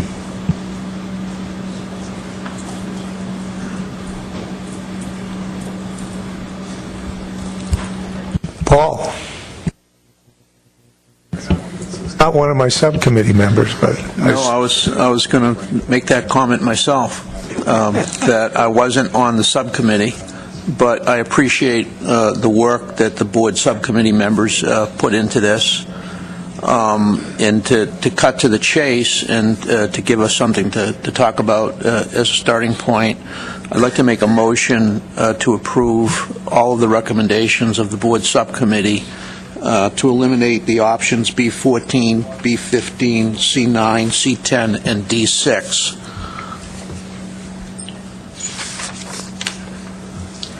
Is there a second to that motion? Emerson. Okay, discussion on this motion. Paul. I just want to respond to the commenters, the two previous commenters, that, and some of the board members as well, have made comments that I think just emphasize that, we have this essentially a grossly imprecise system that we continue to try to make elegant in our management process. And I'm not going to apologize for that. That's fisheries management. And I think the most obvious information shows us that this stock in particular, yeah, it's been down and it went up and it's come down again, and we can see that. I don't think there's any argument about that. So it's just a matter of acting in the most simplest fashion and adjusting to those ups and downs. And as unfortunate as it is, I feel pretty strongly that it's come to the point where it's time to take a small reduction. How we do that, how much of that reduction is, and how we implement it is really the question. But I sense there's frustration in trying to make this extremely elegant, and I don't think we can succeed there. I think we have to be very simplistic, somewhat gross, and simply take a reduction. It's as simple as that. But I'll start with this motion. Thank you. Further discussion on this motion? Seeing none, are you ready to... What should I go for? Is there any... I have to tell you that there's one other item that I forgot to mention, and that is that the Commission received a request from one of our board members to have a roll call on every vote that we take here. So we're going to be proceeding with that request because it's a request to that's been made, and do you need time to caucus, states?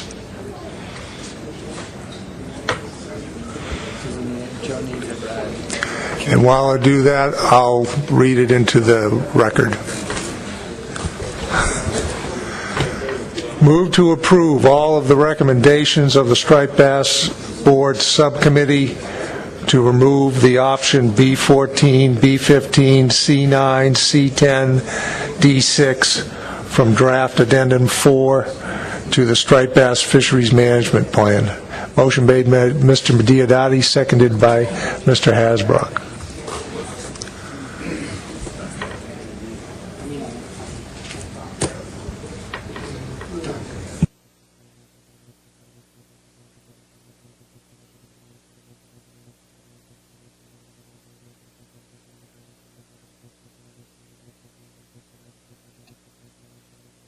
Just a minute here. We're seeing if we can do something a little bit faster. If we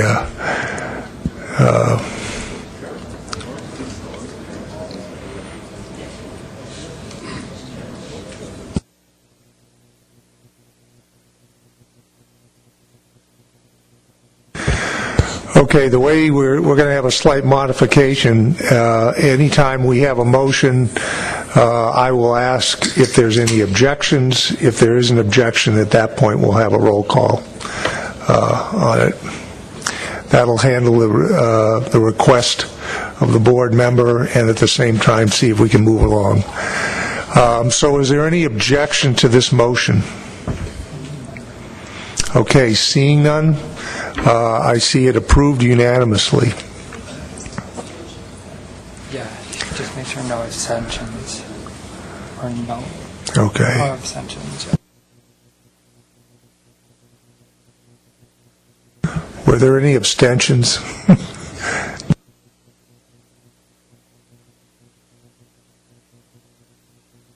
Okay, any other... You asked a question on the record, then you gave the answer off the record. Were there any abstentions? Were there any abstentions? No. Okay, are there any other modifications to the document that people would like to make? Richie White and then Tom. Thank you, Mr. Chair. I'd like to make a motion to include an option under option B that would reduce the Amendment 6 state commercial quotas by 30%. And if I get a second, I'll talk to that a little bit. Is there a second to that motion? It's not going anywhere. There you are, Michelle. I guess I got to look way down there. Michelle, seconded by Michelle Duval. Richie, you want to speak to that? Thank you. The thinking in this motion is that, unlike some of the motions that were just taken out of the document, there was a concern for reallocation. This eliminates any reallocation because we're staying with Amendment 6 quotas. The 30%, I've arrived at the 30% by making an assumption that North Carolina, New Jersey, Maine, and New Hampshire will not harvest the majority of their quota. So that's an assumption, and it's a risk. If that happens, that would equate to a 25% reduction in mortality.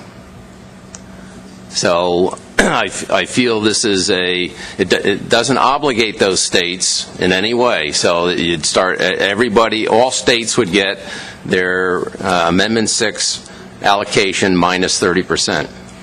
But I think that this is something that we could reach our 25% reduction without any reallocation. Can I just ask a clarifying question, Richie? Is this apply to the coastal commercial quotas only? So maybe we should modify to say state coastal commercial quotas. Okay, further discussion. I got a whole bunch of hands.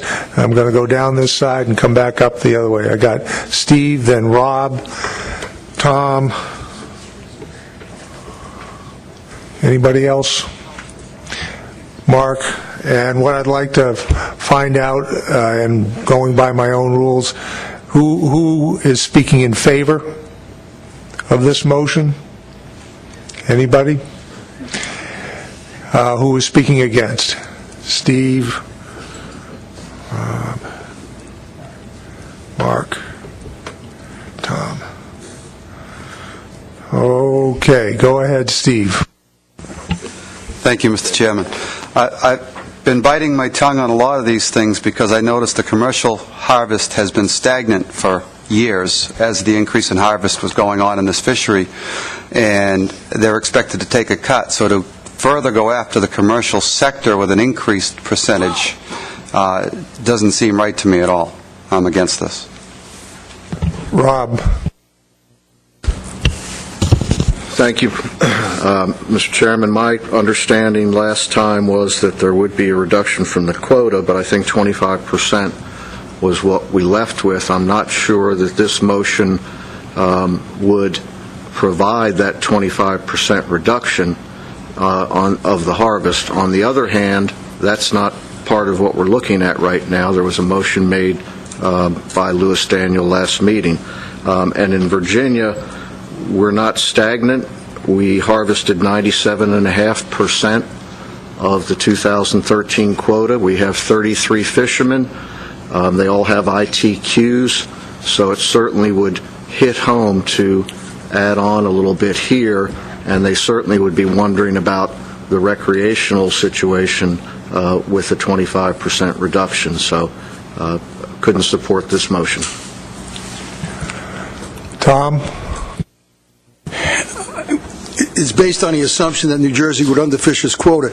Depending on what you do in the recreational measures, there'll be more pressure to basically take the tags, so the opposite is going to happen. Actually, it's going to be closer to the maximum of this, and we might wind up having to find a new way of monitoring. So that's my concern here.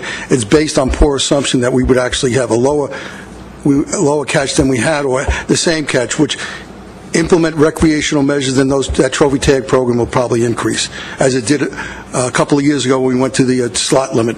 And the Commission wouldn't give us credit for basically being conservative. Then they decided to just go out and catch the trophy tag program. So we had this really almost catch that was almost up to the quota 1 year just to prove the point. So this will prove the point when you switch the quota, you switch the management measure. So I can't agree to the assumption. Mark? I think they posed the motion. The commercial monitoring system is probably as good as it's ever been with the evolution of the safest dealer reporting system. enforcement actions that have taken place. So we have the ability to cap the commercial, what I call the commercial partial F, pretty well. It's the other side of the system based on input controls, the recreational measures, where we don't have much confidence that the measures are connected rigorously to a partial recreational F. So I don't support going after the piece that we have the most control over.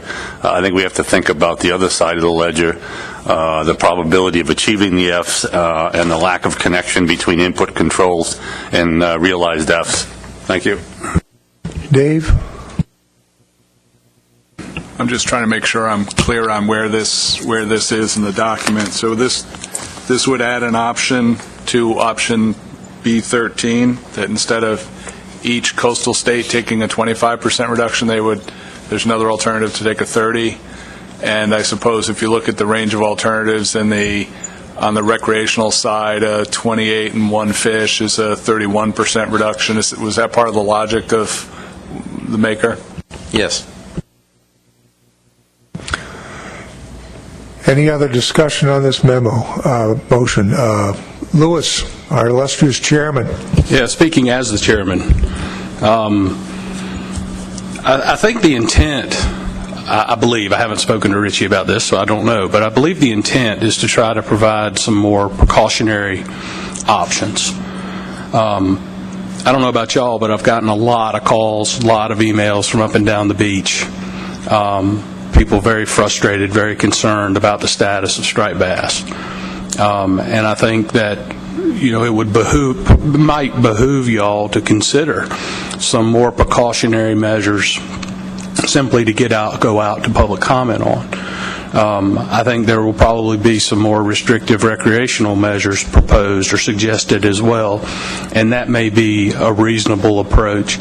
But I'm hearing around the table, a lot of concerns about any reductions, when I'm hearing also a lot of concern from our citizenry. And I'm hearing a lot about trophy tag systems, when should we really be harvesting these trophy fish at all? I mean, in the South Atlantic, we don't harvest red drum. We don't have any more trophy red drum. We don't have any world record red drum being caught. And that seems to have served us pretty daggone well with the red drum fishery. So, this is our flagship stock. And as the chairman of the commission, I want to make sure that whatever we do has the greatest probability of restoring the stock back to the level that our constituents are hoping it will. So please just keep those ideas in mind. They may be valid, they may not. But that's just my sense and my feeling at this point on the issue. Thank you, Mr. Chairman. Dennis Abbott. Thank you, Mr. Chairman. I feel compelled to support my fellow commissioner here at the table. I think we should keep in mind that we're not making final decisions here. This is something that's would go out for public comment, and I think the public deserves a wide range, which we already have in the document, but I don't see any harm in this being in the document and going out and hearing what the public will say. I appreciate everybody's comments that they don't support this, but we really need to know what the public is thinking. And like Dr. Daniel said, what he's hearing up and down the beach may be a little different than the views expressed at this table. So I would ask everybody to remember on this motion and other motions that we are preparing for public comment a document. Thank you. Is there any comment from the public on this particular option? Okay. I am sensing that there isn't a unanimous opinion on this, so I'm going to give you a chance to caucus, and we will have a roll call vote. And I will be reading the motion. Move to include an option under option B that would reduce the Amendment 6 state coastal commercial quotas by 30%. Motion made by Mr. White and seconded by Dr. Duvall.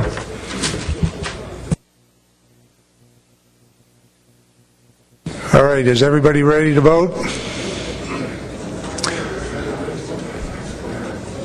Mr. Wayne, can you call the roll call? Thank you, Mr. Chairman. I'm going to go north to south on all of these. Maine. No. New Hampshire. Yes. Commonwealth of Mass. Yes. Rhode Island. No. Connecticut.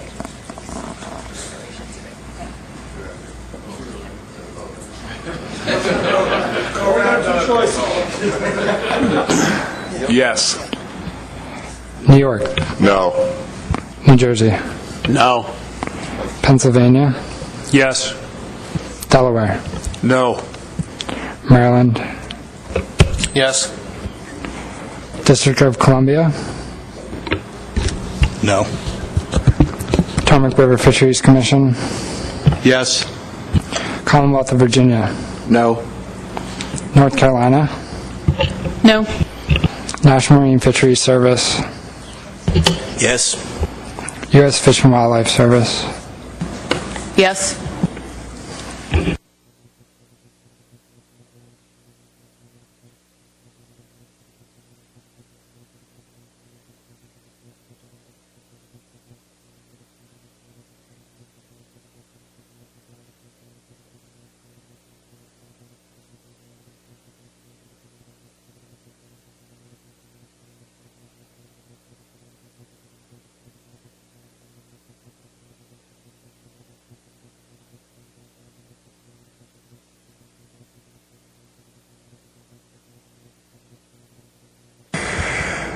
The vote is 8 to 8, no nulls, no abstentions, so the motion fails for lack of a majority. Any other? I had Tom O'Connell, and then Tom Foti, and then Dave.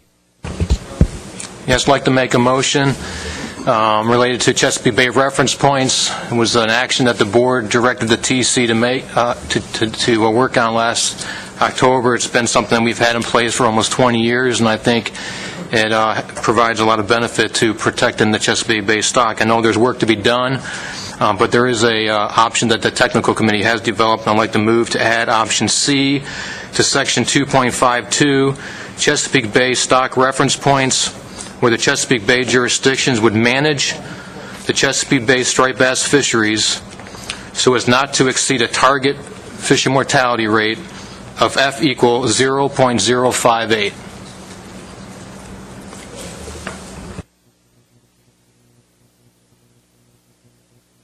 That's 0. Okay.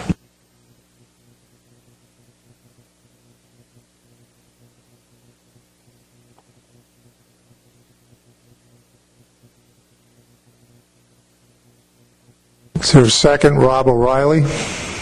I'll give you, would you like a chance to speak to the motion, Tom? Yes, please. Just briefly, just like to recall that the current Chesapeake Bay reference point is 0.27.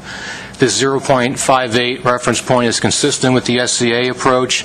It does not account for the predominance of males in the Chesapeake Bay, and is why we believe it's viewed conservatively, and it will allow the Chesapeake Bay jurisdictions to continue managing annually to account for, the strengths and weaknesses of year classes. Thank you.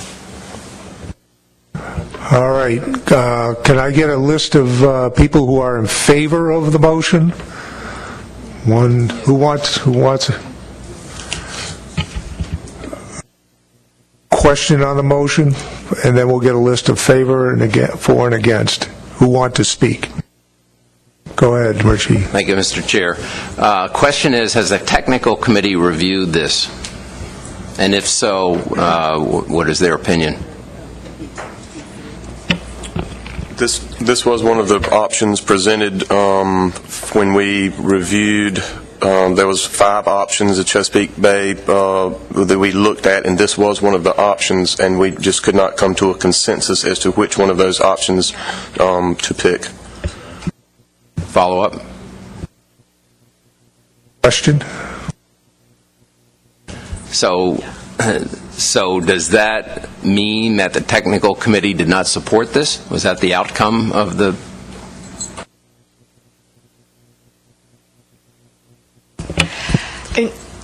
Certain people on the technical committee did support it, and certain people did not support it. I think this was something we came back to, and it was kind of a last-minute request by the Chesapeake Bay to revisit this question, and the TC could not come to consensus on whether this was better or as good as the coastwide reference point that already exists. So I don't think, I mean, I can't speak for the TC. We didn't come up with a recommendation as to whether this is good or bad as a consensus at all. All right. Who wants to speak in favor? Another question. Okay. Then I'm going to go. People who want questions on this, we'll start with John, and I'll go around to Tom. Yes, thank you, Mr. Chair. I was just wondering if Tom could elaborate if he has any idea what that would translate to in terms of the Chesapeake Bay quota for 2015.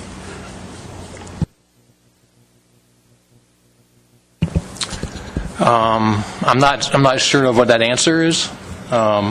In talking to staff, I think we'd still be looking at a reduction of 12-15%. But I don't know if the TC or Rob may have more information to share.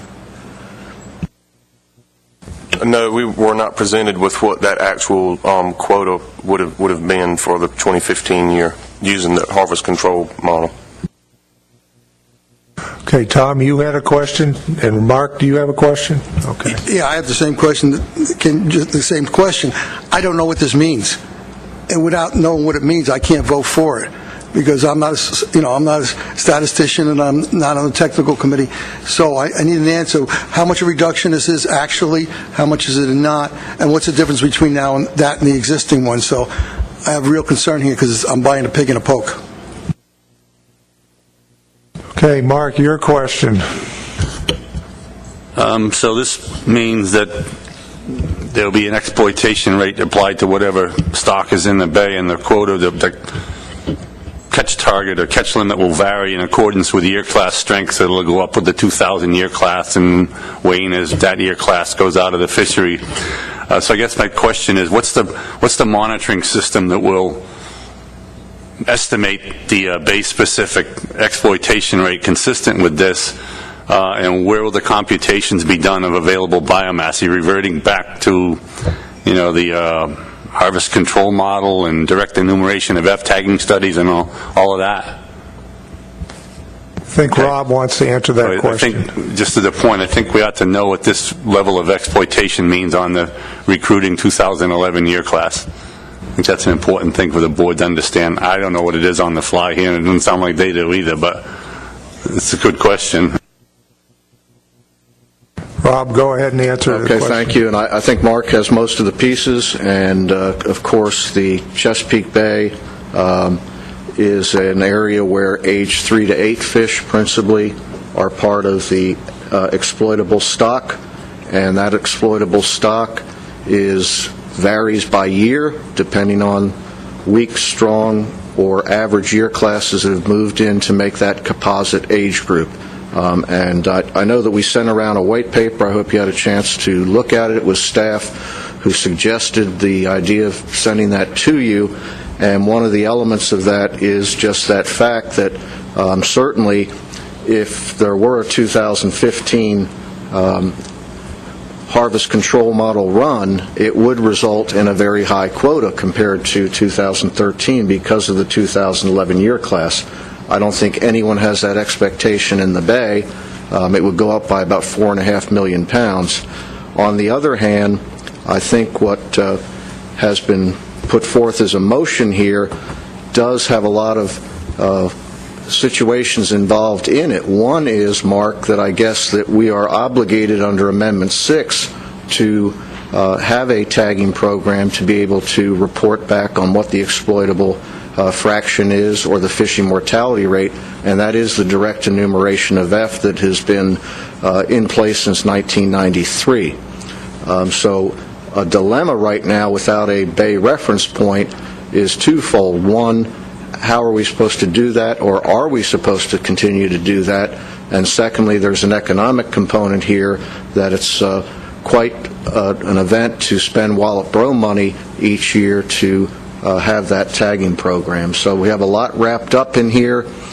everyone can figure out that if there's going to be a Chesapeake Bay biological reference point, that means there has to be a coastal biological reference point. In other words, the coastwide approach right now would have to be separated.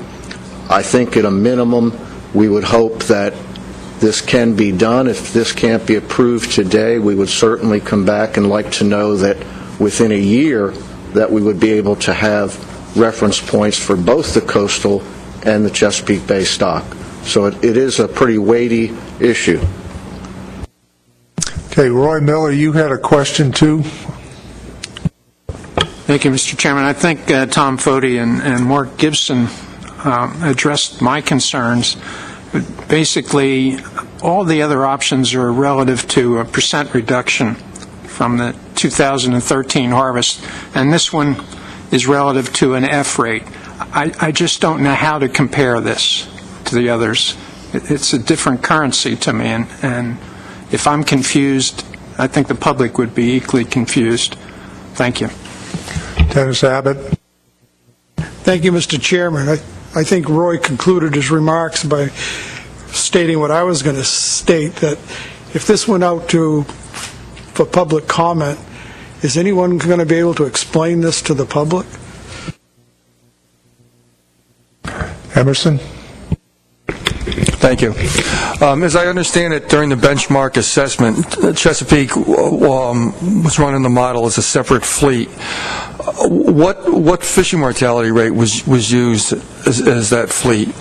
Was it similar to this fishing mortality rate, or was it what the coastal fishing mortality rate is projected to be?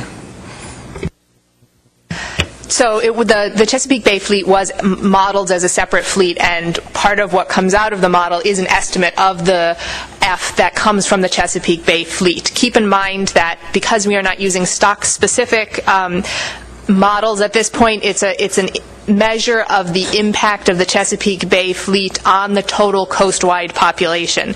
So this reference point comes from basically saying, okay, over a certain period of the most recent certain periods of years, how much did the Chesapeake Bay fleet contribute to the total mortality that the stock experienced? And keep it at a level that is consistent with, this is sort of a fraction of the total allowable F that is in the document for the coastwide, for the entire coastal F. So the current coastal F is something like 0.17 as a target, 0.18 as a target. So this is a certain fraction of that 0.18 that has come from based on what the Bay has contributed in the past. Follow on, Mr. Chairman? Go ahead. So then this 0.058 F, that's relative to what the fishing mortality in the Chesapeake is going to be not relative to, but what the mortality rate that the Chesapeake Bay fishery is going to impart on the coastal fishery.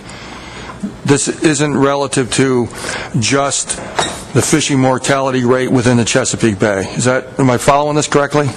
Right. This is, so obviously there's the whole coastal population is made up, as we've discussed many times, is made up of a bunch of different stocks. So you're getting contribution to that coastal mixed fishery from several different systems, and the Chesapeake Bay is one of those systems. So rather than, we're not measuring it only on fish that are coming from the Bay, it's a measure of how much it's affecting the entire coastwide population. Okay, we have Russ. Thank you, Mr. Chairman. I'd just like to reiterate what Roy had to say. I can understand it a little bit, trying to come up with some reference points for the Bay to throw out there for options, but when you put an F up there that I don't know how it equates to what percentages that are all throughout this document, it makes it real tough to stick with this motion. So I'm sure I'll be against this motion unless it's clarified a little better for me. Adam?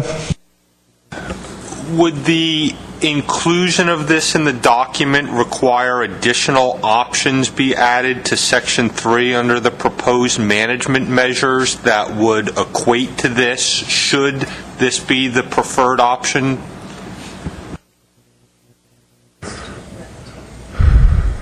Do you want to answer it? Or do you want to have, what do you think? Yeah, so we did talk about this a little bit, because essentially what's happening is you're breaking the total fishing mortality into its components, and so those components are the Chesapeake Bay fleet and the coastal fleet, and so you would need then, if you're going to separate the Chesapeake Bay fleet reference point, to also have a coastal fleet reference point, and then you're reducing sort of your F to a target level for both of those independently, and there would be a set reduction that goes along with that. Unless, I don't see any other way to do it. When you start breaking it out, you can't just do it for one piece and not for the other. So then is the answer yes, we would need additional options added under Section 3.0, proposed management measures? Yeah, I would say the answer is yes, you would need additional measures, and you would need to revise the measures that are currently already in there that are based off the coast-wide reference points into those two separate components that I just told you about. And then how would we go about including those today for our review if our intent is to potentially vote on up or down for releasing this today? If we add that, and now you're saying we add this, we need to make a number of changes, how do we proceed with that procedurally?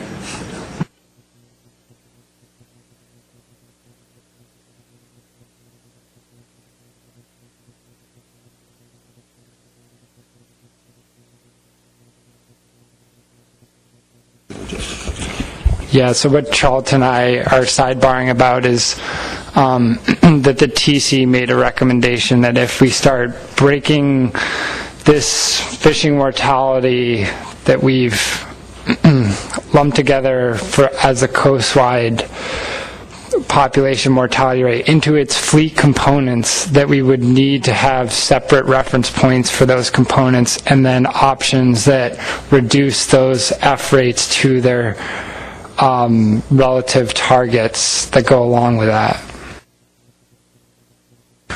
Okay, I have Paul Diodati, and then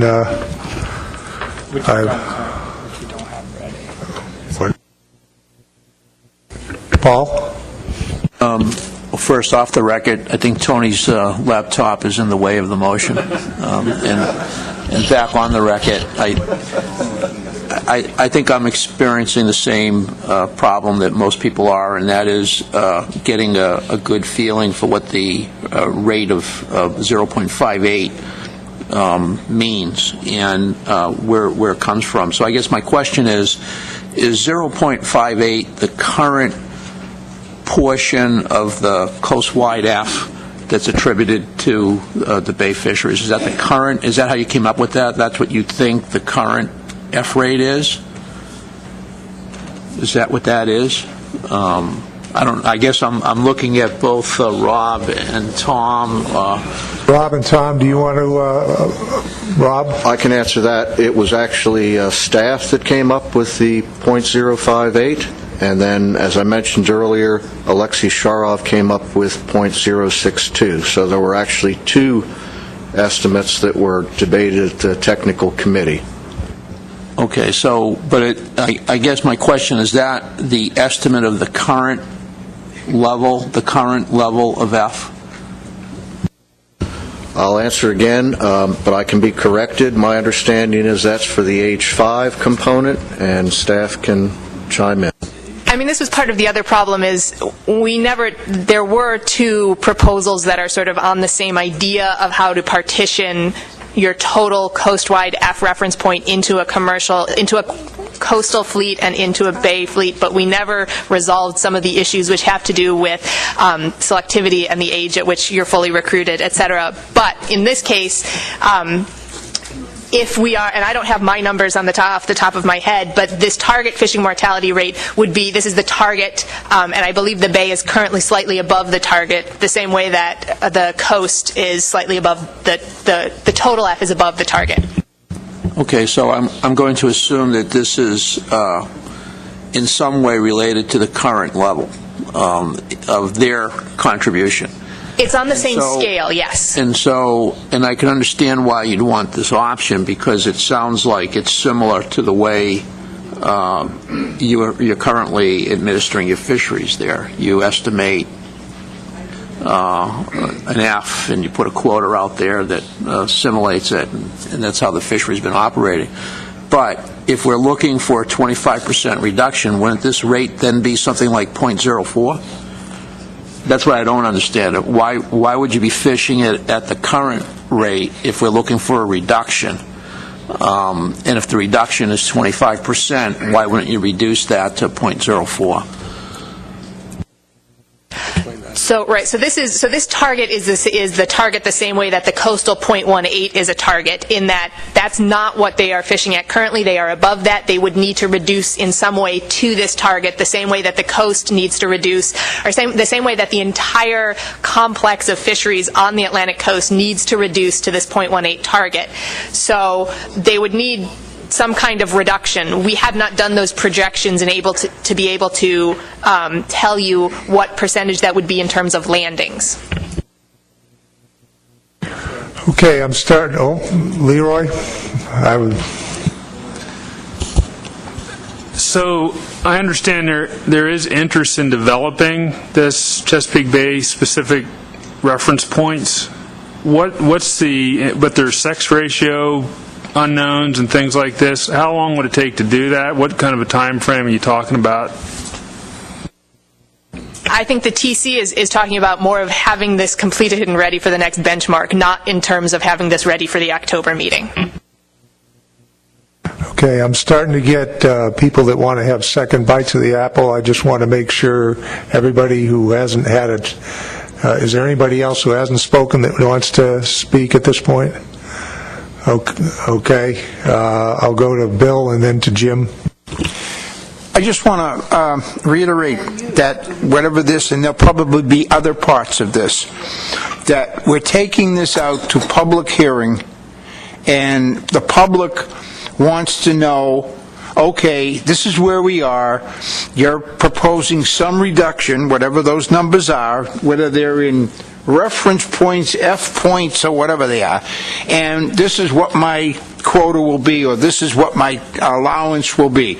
That's what they'll understand. You get too complicated here, and I can just picture the public hearing just going around in circles. And I'll hold this not only for this one, but for any other one that happens to get wound up in its own morass. Thank you. Jim? Thank you, Mr. Chairman. I just wanted to get a clarification because Bill actually made my point. So if we adopt this, it sounded like before, this is not going out for public comment. We're not going to be able to get it out till the October meeting. If that's the case, that's a big problem. We heard it very clearly from all our guys that we got to get this thing out, and I have no problem adding options to it, but we got to get something out on the street so we can start getting some input on it. Thank you. Okay, now I'm going to start going through the second time, and I've got Tom O'Connell, Tom Foti, and Dennis Abbott. Thank you. I think just first for clarification, I don't think this motion delays the process. This is to add an option to the addendum. We set forth a charge back in October to develop both Chesapeake Bay and coastal reference points, and unfortunately we were unable to get a technical committee recommendation. To clarify that my motion is to serve as an interim reference point until the technical committee can come forward with a recommendation. Thanks. Tom Foti. I just want to make sure I'm clear on how understanding is. This reference point include the Delaware spawning area and the Hudson spawning area, and they take credit for those two spawning areas in the Chesapeake Bay because they took away in Amendment 6, they took away the spawning status of the Hudson River and the Delaware Bay because I walked out of a room at the wrong time. So I just want to make sure that that's included, that big figure. Because what I'm seeing here is if you basically do the coastal stock, based on the coastal stock, what you're doing is you're taking credit for the production in the Delaware River and the Hudson River, and this allows you to be more without explaining the contributions of those two systems. I've asked for this for the last 25 years since I've been sitting here around this table, well, actually before I was sitting here. So until we get a point from there, how can you draw reference points without knowing what the contribution exactly is of, or even close, of the Delaware River and the Hudson River? Dennis Abbott. Thank you, Mr. Chairman. I think everybody's had a bite of this apple, and I think from where I sit, I see a sense of the board. And if necessary, I'd like to make a motion that debate be limited if we can't get ourselves to a vote. If we're going to, we are under some time constraints, and I think we have had enough discussion. So, if necessary, I'll make a motion that debate be limited and not pull a Pat Augustine and say, let's move the question. The only thing I'd like to do is give the public an opportunity to comment on this motion. I would agree. Is there anybody from the public that would like to comment on this motion? Can Katie ask a question? Alexi.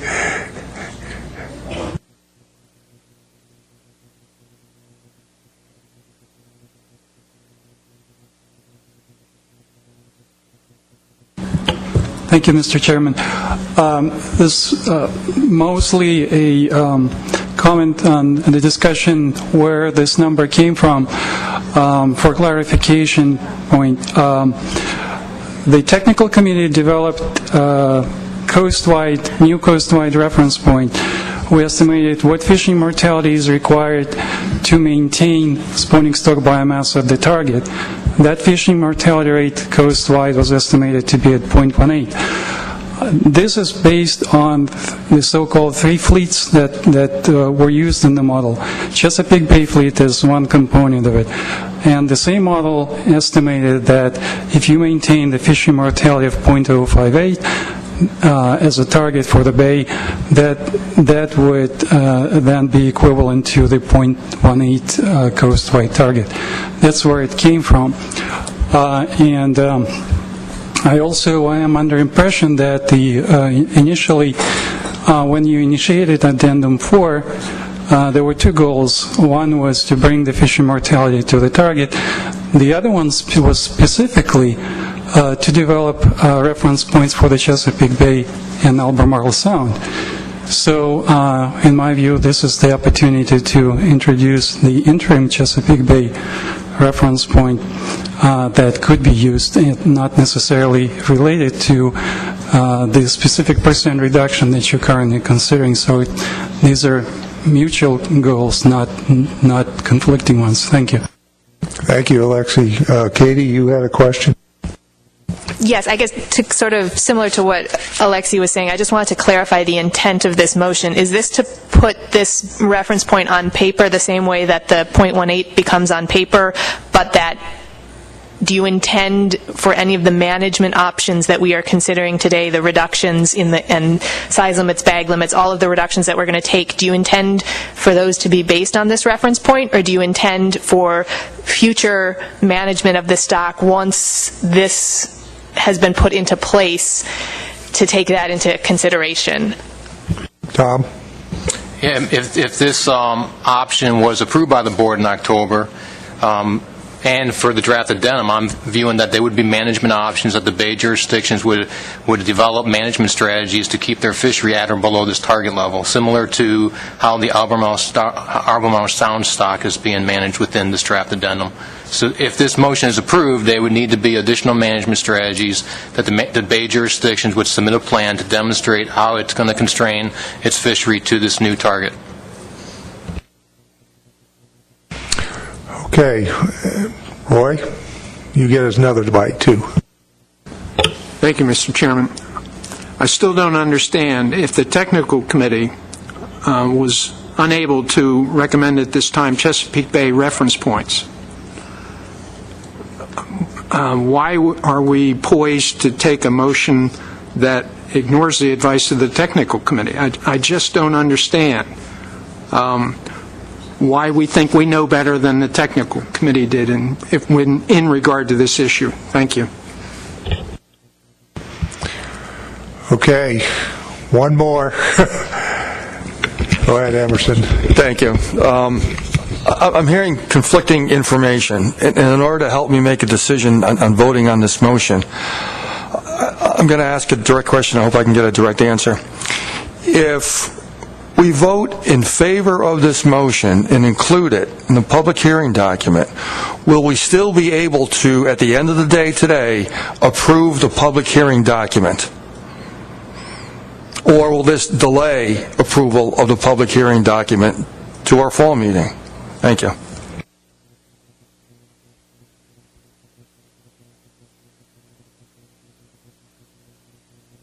Michelle, would you like to give your opinion on that?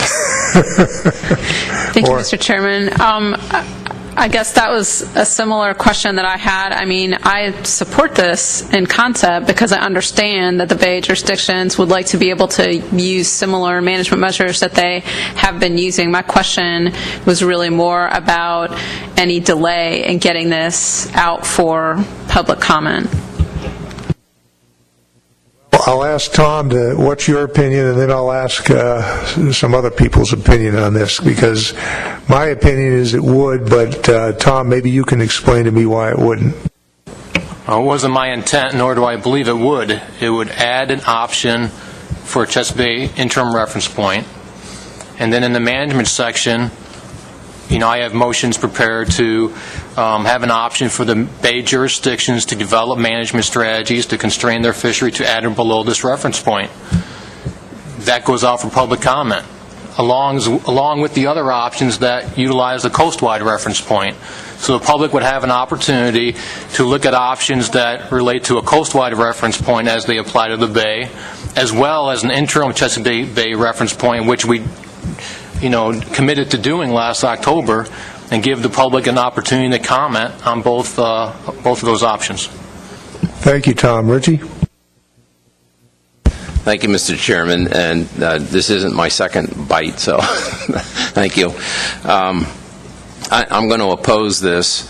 The technical committee said they are going to work on this for the next stock assessment, and I think that's the correct way of coming up with this. And it's not to quickly, late in the day, assign this. It needs to go through the technical committee. It needs to be figured out properly, and we all need to understand it. And I think there's a lot of misunderstanding around the table of this. So I'm not going to support it.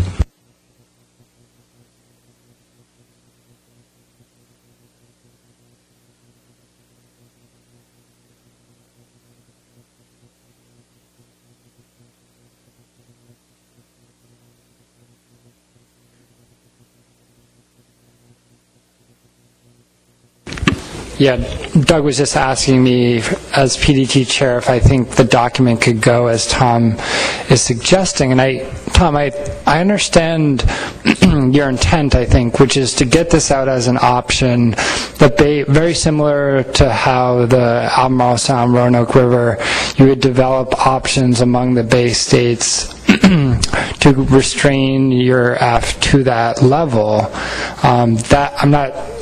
Doesn't sound like that necessarily needs to be specific in the document, but maybe you have some motions to do that. I think the question that I have, is for the TC, is let's just play the hypothetical that in October the board does choose to use that Bay-specific reference point.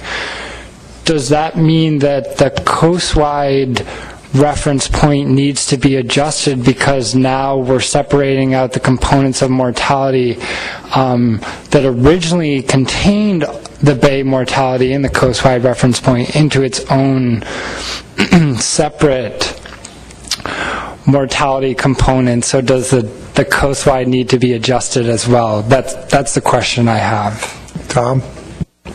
Yeah, I think Paul described it best. It's we're in a very imprecise situation. In the best of worlds, we would have had that. That was the charge back in October. I'm not suggesting that there's time to go back and recalculate the coastal reference points. It's a policy decision at this point, recognizing all the issues that we've been talking about the last year, and the difference is that the peer reviews of the stock assessment recognize for the Chesapeake Bay, is this an acceptable policy decision for the board until the technical committee can go back and develop the Chesapeake Bay and revise the coastal reference points. And it sounds like that's going to take 3 years. Rob, on this?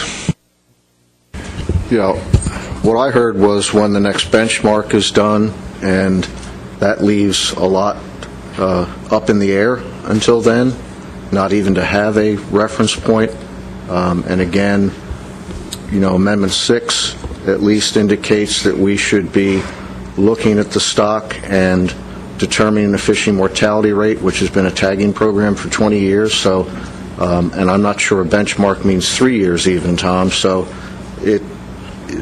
I understand the situation that right now no one has the exact amount of reduction. I think Tom had indicated 12 to 15%. That's been the understanding. I think this is a situation where my understanding of what happened was that these dueling, I'll call them sort of reference points of .058 and .062 were stymied by the fact that these are sort of an interim basis until there can be a biological reference point. And to do that, obviously, you need the coastal and you need the Chesapeake Bay. And I think everyone's pretty much up on that now. But really, to wait a long time, several years, is going to pose a real problem. All right, John, since you haven't had a chance to speak, I'm going to give you a first bite at the apple, and then I think I'd like to try and move this to a vote.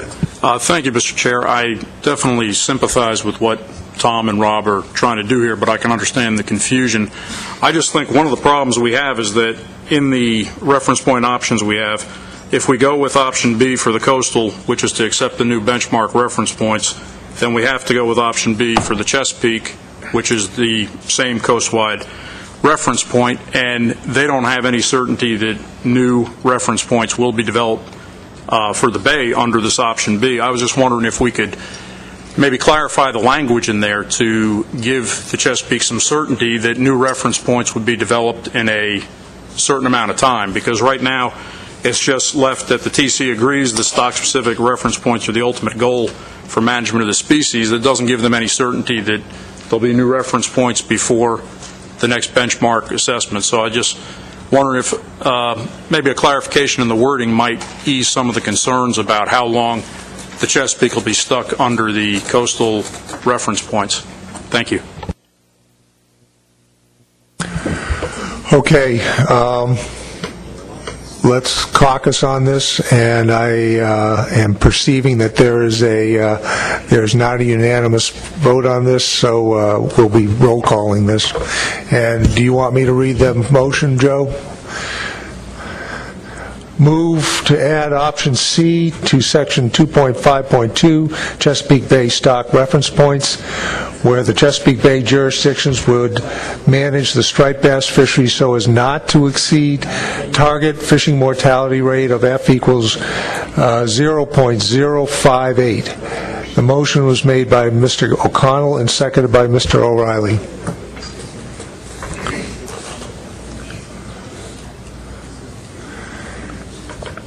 You all ready to vote? Okay, go ahead, Mike. All right. Maine. No. New Hampshire. No. Commonwealth of Mass. No. Rhode Island. No. Connecticut. No. New York. Yes. New Jersey. No. Pennsylvania. No. Delaware. No. Maryland. Yes. District of Columbia. Yes. Potomac River Fisheries Commission. Yes. Commonwealth of Virginia. Yes. North Carolina. Yes. National Marine Fisheries Service. Yes. U.S. Fish and Wildlife Service. No.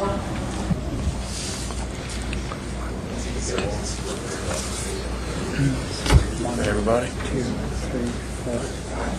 I got 7. 7 to 9. 7 to 9. Is that what you get? Yeah. Yeah, we should have 16. Motion fails, 7 in favor, 16 opposed, 0 abstentions, and 0 nulls. Tom Foti. 9 opposed. Excuse me, 9 opposed. Okay. You sure? I'll be glad to. Sorry about that. 7 in favor, 9 opposed, 0 abstentions, and no votes. All right, Tom Foti, go ahead. Yeah, because I deal with legislation a lot and also deal with fisheries management plans, I always figure it's easy to pass an addendum than to basically retract an addendum. What I mean by that is always easy to take the fish away, but when it comes to giving them back or increasing the quota, it's very difficult. I found that out with summer flounder, I found that out with black sea bass, and I found that out with a number of species. And the same way trying to pass a bill, it's always easier once you get the bill, but try to change it afterwards gets to be real difficult. So what I'd like to see included in this addendum is that there is a sunset period. And or if we don't do another amendment in 3 years. Now, I'm not saying we can't do another amendment. What I'm saying, if we don't do an amendment in 3 years, and we have all these year classes, and we take a look at the document, there's no necessity to go out to another amendment to revert what Amendment 6 does. Because the history of us is once you cut or take away fish, we never give them back. I mean, and I don't want to do that because people have hidden agendas, and we know that people have been calling for a reduction in striped bass fishery even when the stocks were all at the all-time high, and now they found the vehicle for doing that. So I wish to basically put a sunset, and it could be 2 years, it could be 3 years. By that time, we'll have the year classes coming in, and we should know better the status of the stocks. And if at that point we decide we have to do more of an amendment, then we pass it. But anyway, that's what I'd like to make a motion if I get a second. Tom, could you, what would probably help here, rather than just saying a sunset provision, do you want to provide a year or a range of years to consider? Well, I'm looking at the 2011 year class, and I'm looking at regression analysis. So in 2 years' time, you should really start knowing what's going on with the stock again. So I put it in for 2 years. Then unless we have an addendum in 2 years, it reverts back to it. But it could be 3. I'm willing to listen to people, but I'll make it for 2 years as a starting point. Go ahead, Mike.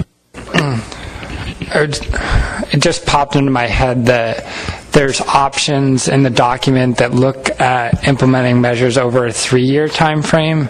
So maybe it would make more sense to correspond with those options for the sunset provision. I think that's all. I'll make it 3 years. Okay, so let's have a motion up there. Move to include a sunset provision within 3 years. Is there a second to this motion? Tom Myers. Discussion on this motion. Steve, I'm sorry. There's too many Toms around here. Steve Myers. Okay, discussion on the motion. David Simpson. Yeah, thanks. So when would the next stock assessment occur? What's the planned interval? I believe at the last recommendation from the technical committee to the management board, which was approved, was a benchmark every 5 years and an update every 2 years. So that would correspond to a benchmark to be completed in 2018. So if I could, I mean, that would be the time frame that, and with the update every couple of years, we get a sense of where we are relative to our target, and we'd need to be revisiting adjustments to meet our management objectives. So my thought process is this is going to happen without a sunset provision because we're managing to certain targets that presumably we'll accept in this addendum.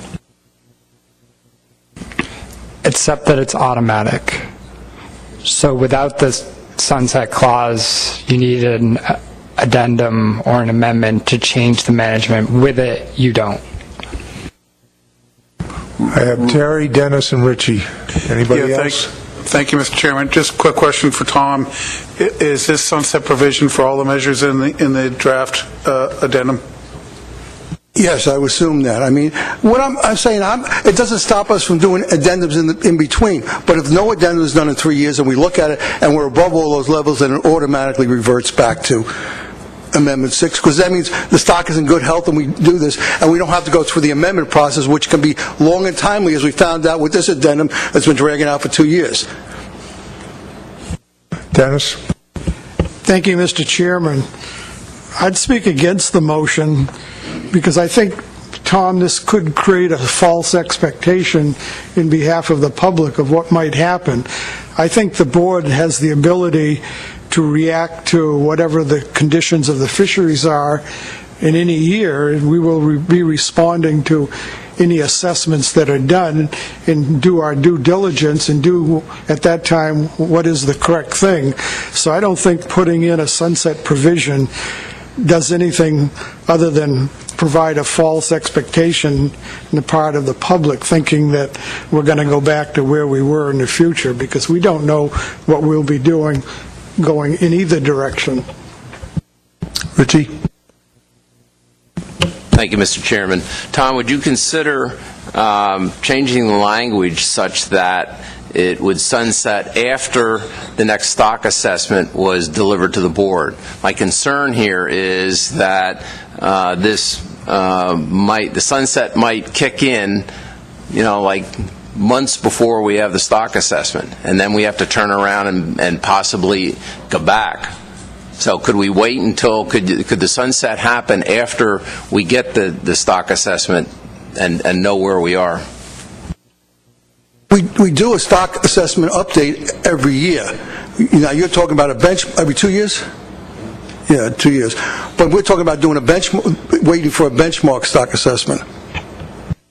Follow-up?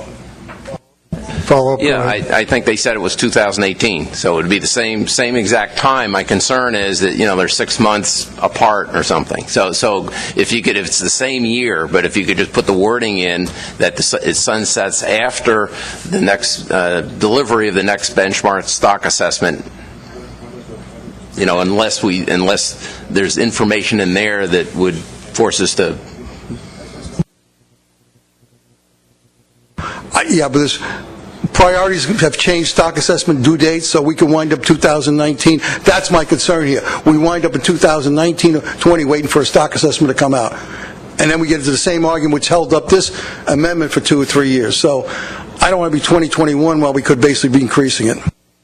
Walter? Well, so Tom, are you talking about a sunset or some kind of a trigger? Because you just said a minute ago that if everything's okay, then we revert back to Amendment 6. So I think that might be more acceptable as some kind of a trigger when the next stock assessment comes out in 2018. If everything's good, then we sunset, and if things are not good, then we continue on with the conservation measures. Walter, what I'm saying is, if things are not good and we keep going downhill, we're going to put another addendum in another year or two to basically correct that of the 2 in turn stock assessments. So this is, because the only way this is going to get implemented, if we think we're at the point where, and I won't be sitting at this table probably 3 years from now, I don't know, but for that new management regime to look at. Because the past history of trying to change something once it's in place, as we just found out with this addendum, takes a long time, even sometimes longer than the council, which is 2 years. So I don't want to have to wait till that process goes through, because we're going to greatly impact the recreational fishing industry, the commercial fishing industry. Some of us think maybe we don't have to impact them the way they are, but this will take care of 3 years out, looking at it and saying, you guys got to change it, or you could put a new amendment.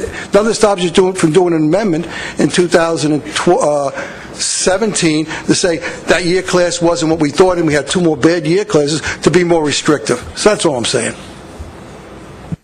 Mike, you had a question, and then I'm going to go to Paul and then to Steve. Yeah, before I forgot about it, I just wanted to make sure we're all on the same page with what this motion means. So a sunset 3 years from implementation would mean management measures implemented in 15, held constant 15, 16, 17, and then it would sunset for implementation in 2018. So 18 would be when it reverts back. It also means we could do another addendum in 16, 17, so it doesn't stop us if we see that we have good spawning, we have good young of the year indexes that we might do some, or when we do the regression analysis. That's up to us to do a new amendment. But I'm saying if we don't do nothing by 3 years from now, we need to do something. That's all I'm saying. Paul?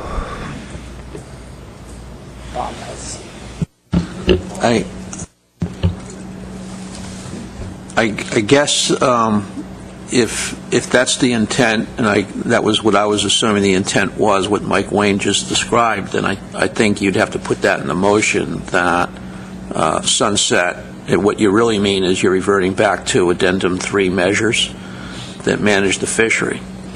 And so that's what you would have to put in there, because we may do Addendum 6 before 2018. There may be other addendums in place. Conditions in this fishery might be considerably better than they are now, and we might want to be more liberal than we are in Addendum 3. So I guess I see all kinds of issues being raised for no particular good reason, no benefit by having this motion. So I'm probably not going to vote for it, but if you're going to continue with it, I think it needs to be clarified. Bob, you wanted to make a comment?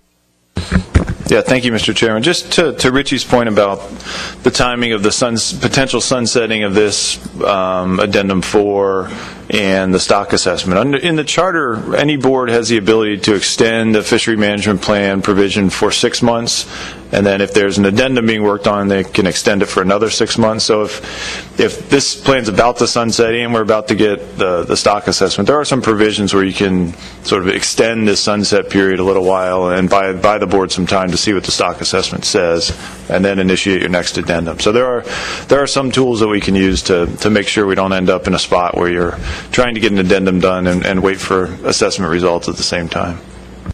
Okay, thank you. Steve? I understand thank you, Mr. Chair. I understand the concept behind this, but I think I'd rather be here in 3 years voting to increase a harvest than having this sunset in 3 years and having to vote all over again the way we're sitting here today. I can't support this as it is. I think we're here to manage fish. I'd rather sit here in 3 years and vote to increase the harvest a little bit because it worked than to be sitting here like we are now. Adam? Will this motion refer only to Section 3.0, the proposed management measures, or is it the intent of this that it would revert back the reference points, any transfers, any federal recommendations we make, or does this specifically refer only to Section 3.0, the proposed management measures? And if so, I think that should be very clear. I consider that a friendly amendment to put it in there, because that's what I'm basically talking about. I'm not talking about changing reference point, reverting the reference points back to Amendment 6. What I'm changing is the management measures, because I know how difficult it is to get a new addendum passed or an amendment. Michelle? Thank you, Mr. Chairman. I'm wondering if it might give some folks a little bit more comfort if it was a motion to reconsider the management measures or evaluate the management measures or evaluate the impact of the management measures in 3 years. I mean, Tom, that sounds like what you want to do is evaluate the management measures that we've put in place through this addendum and see if they're actually still necessary. It seems like the word sunset is giving people some heartburn. Tom, you want to respond to that? And then Terry? Mike? I would do that if we could basically just say, yeah, we evaluate it, and we automatically go back to Amendment 6 or put an addendum to go further. What I found out in this process after doing it for 24 years, sitting around the table, that's a lot easier said to do, even though we're looking at it. There's some people who said, well, you need to go out to an addendum, and 3 years from now, that's what I could have. What I'm putting here is a little caveat that says, yeah, if we're evaluating it and everything is fine, it will sunset without us having to go through the amendment process. If we don't, if we think it needs more going to be done, we're going to do an amendment to the plan anyway to basically implement that. So I could put something in besides sunset if you think it's a better idea. But all I want to do is make sure that in 3 years we reevaluate and it goes back to Amendment 6 if we don't find if it is accomplishing what we thought it was accomplishing, or we had 2 good producing years come in a row, and we're looking at plenty of females out there as we'll see in 2000, because the 2011 year class moves forward. Okay, I'm getting hands for second bites of the apple on this particular motion. Anybody with a first comment on this? Seeing none, Terry, you get this first try at number 2. First one was a question, Mr. Chair. That being said, thank you, Mr. Chair. Michelle's suggestion had some comfort to me, but that all being said, I have to agree with my colleague Steve. We come back here in 3 years. We're going to be very carefully and closely tracking this population over the next 3 years. I'm not convinced when we get back any of us are going to want to support any of the existing measures that are in there. I'd soon wipe the slate clean and apply what measures are needed at the time, if any at all. So I'm going to be opposed to this motion. Okay, is there anybody at the public that would like to make a comment on this motion? Yeah, go ahead, Pat.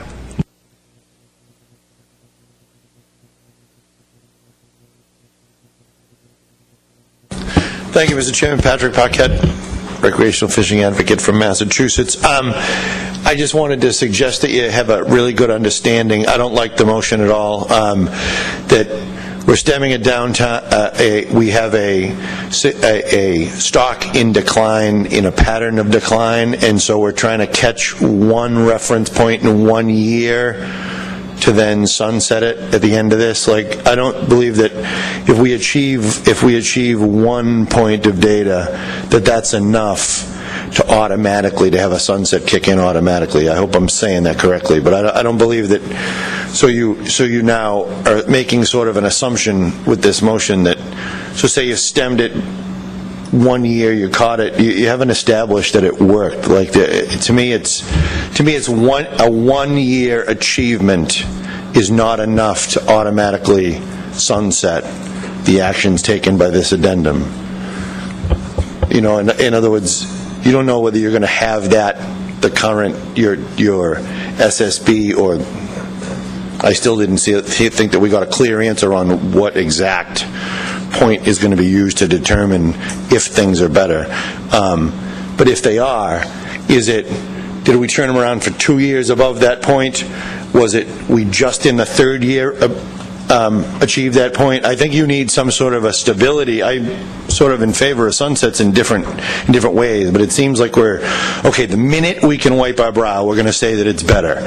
And to me, this is way too important, especially when you consider the national outcry of the recreational community right now for stability of both our industry and our fishermen, looking for stability and regulation to sort of set something up to drop right back out the minute we've achieved a little bit of success. Seems like it's dangerous and will encourage the roller coaster to continue and not stabilize.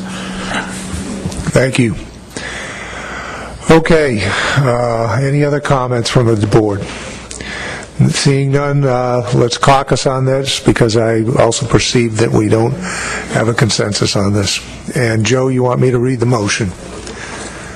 Move to include a sunset provision in 3 years after implementation for Section 3.0. The motion was made by Mr. Foti and seconded by Mr. Myers.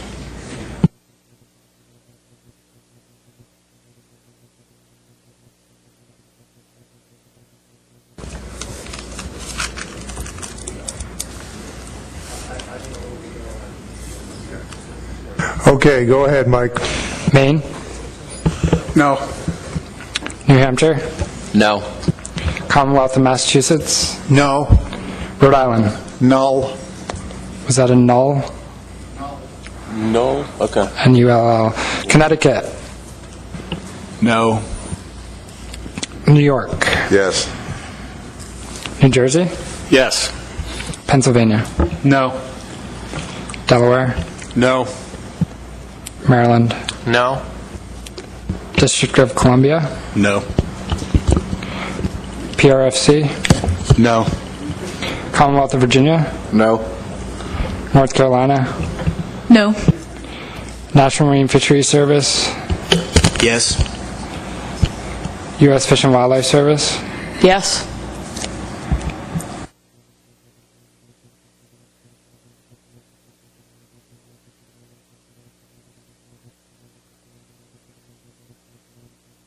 Motion fails 4-11 with 1 null and no abstentions. Any other items Yes, go ahead, John. Yes, thank you, Mr. Chair. I can understand the Chesapeake's concern about the reference point options that are in here, as I mentioned a little while ago, so I was wondering if it would be possible under 2.5.2 to add an option C. That would essentially just be option B with a time frame in there for developing the new options. For example, we could add a sentence that the TC will develop stock-specific reference points for the Chesapeake Bay by 2015. It sounds like they're very close right now to having some stock-specific or some Chesapeake-specific reference points that could be used. Right now, the option B is open-ended. There's no time frame for the development of these Chesapeake reference points, and as I mentioned, if we go with the new reference points for the coastal, we have to accept the coastal reference points for the Chesapeake. So it's just an idea to give a little more certainty to when Chesapeake reference points would be developed. So can you make that in a form of a motion? Yes, I'd say move to add option C, which would be option B, but with instructions in there to the TC to develop Chesapeake reference points within 1 year of passage of the addendum.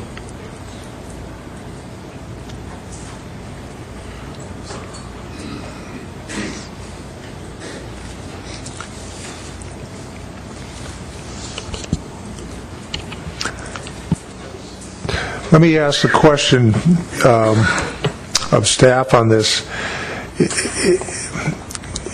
Is this something that should be a task to the TC, giving him a time period, as opposed to putting something in a management document? I understand where you're coming from, that you want to have some certainty, but does that mean that the technical committee is out of compliance if they can't come to an agreement by 1 year? That wording, obviously, I just off the top of my head, but if we could word it in a way, as I said, to give some certainty that new reference points would be developed. It doesn't have to be instructions to the TC, but if we could just say the board will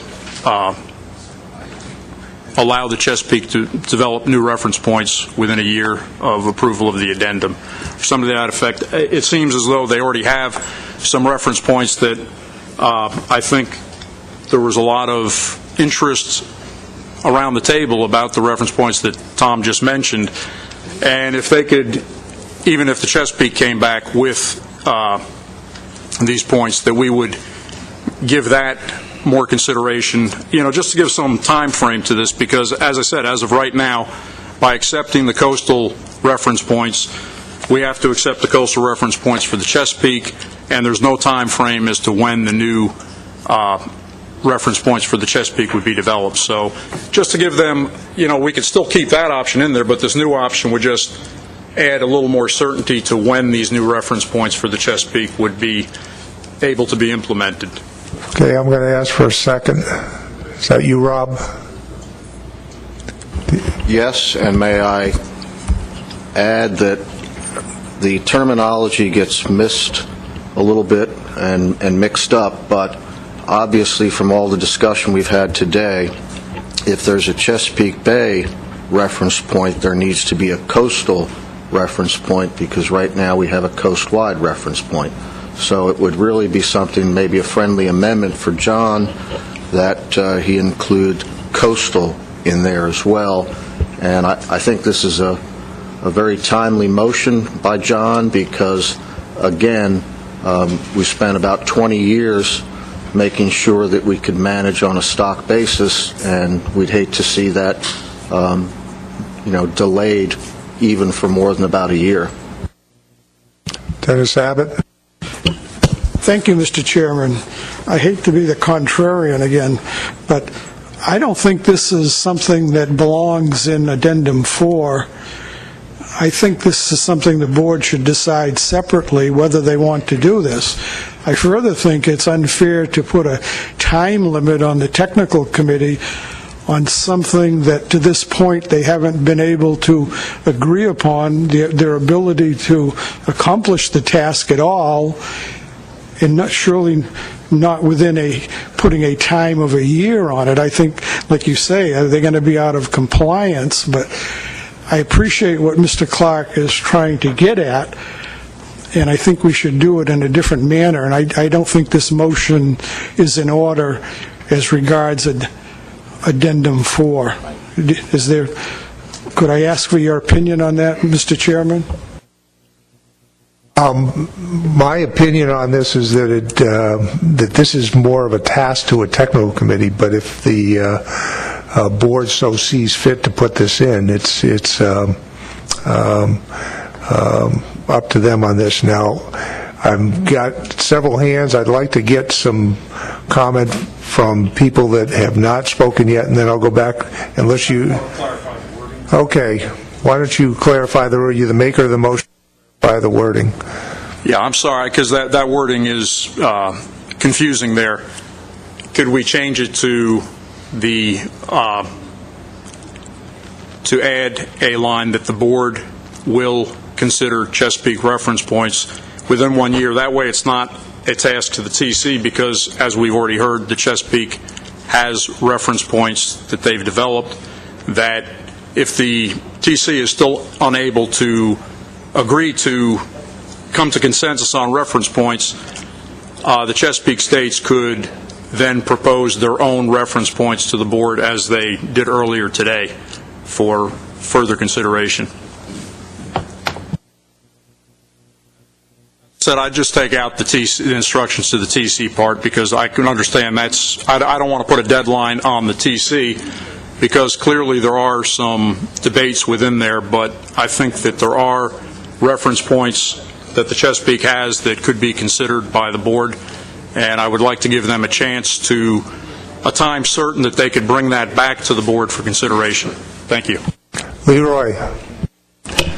This goes back to a question I asked earlier, and that is why agreement isn't being reached. Is there additional data that has to be collected? Is it just a matter of the type of modeling that you're doing? I mean, what do you have to actually do, and how long would it actually take to get a Chesapeake Bay reference point that the TC you think could be agreeable to?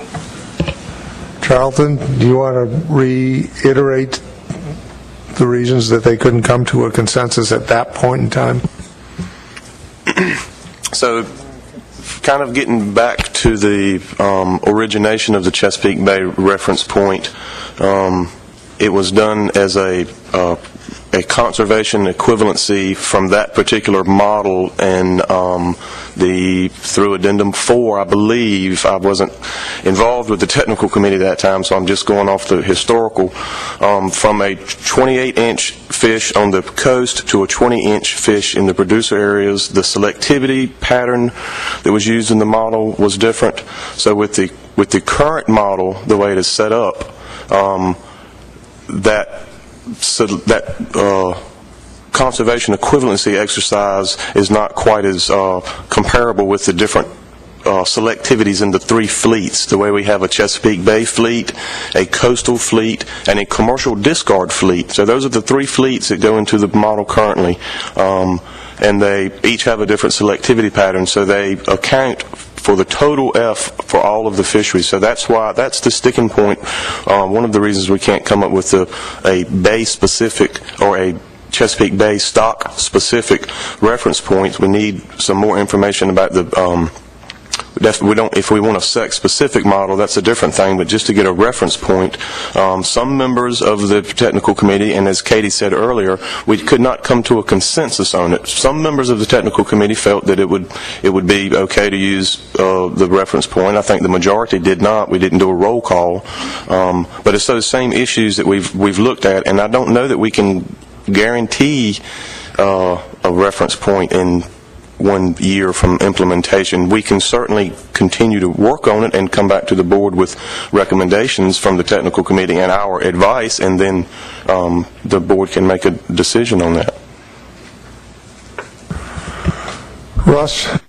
Thank you, Mr. Chairman. Just a clarification from John. Is the board will consider these reference points within 1 year with or without TC approval? Is TC approval needed to have that happen?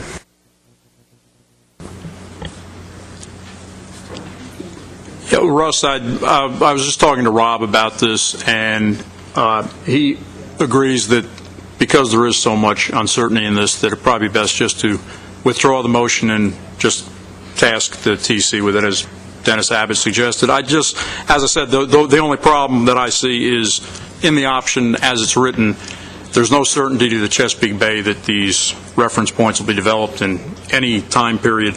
I mean, if there is so much confusion about them, this could go on for a long while. But I would be, given the confusion that this has caused, I will gladly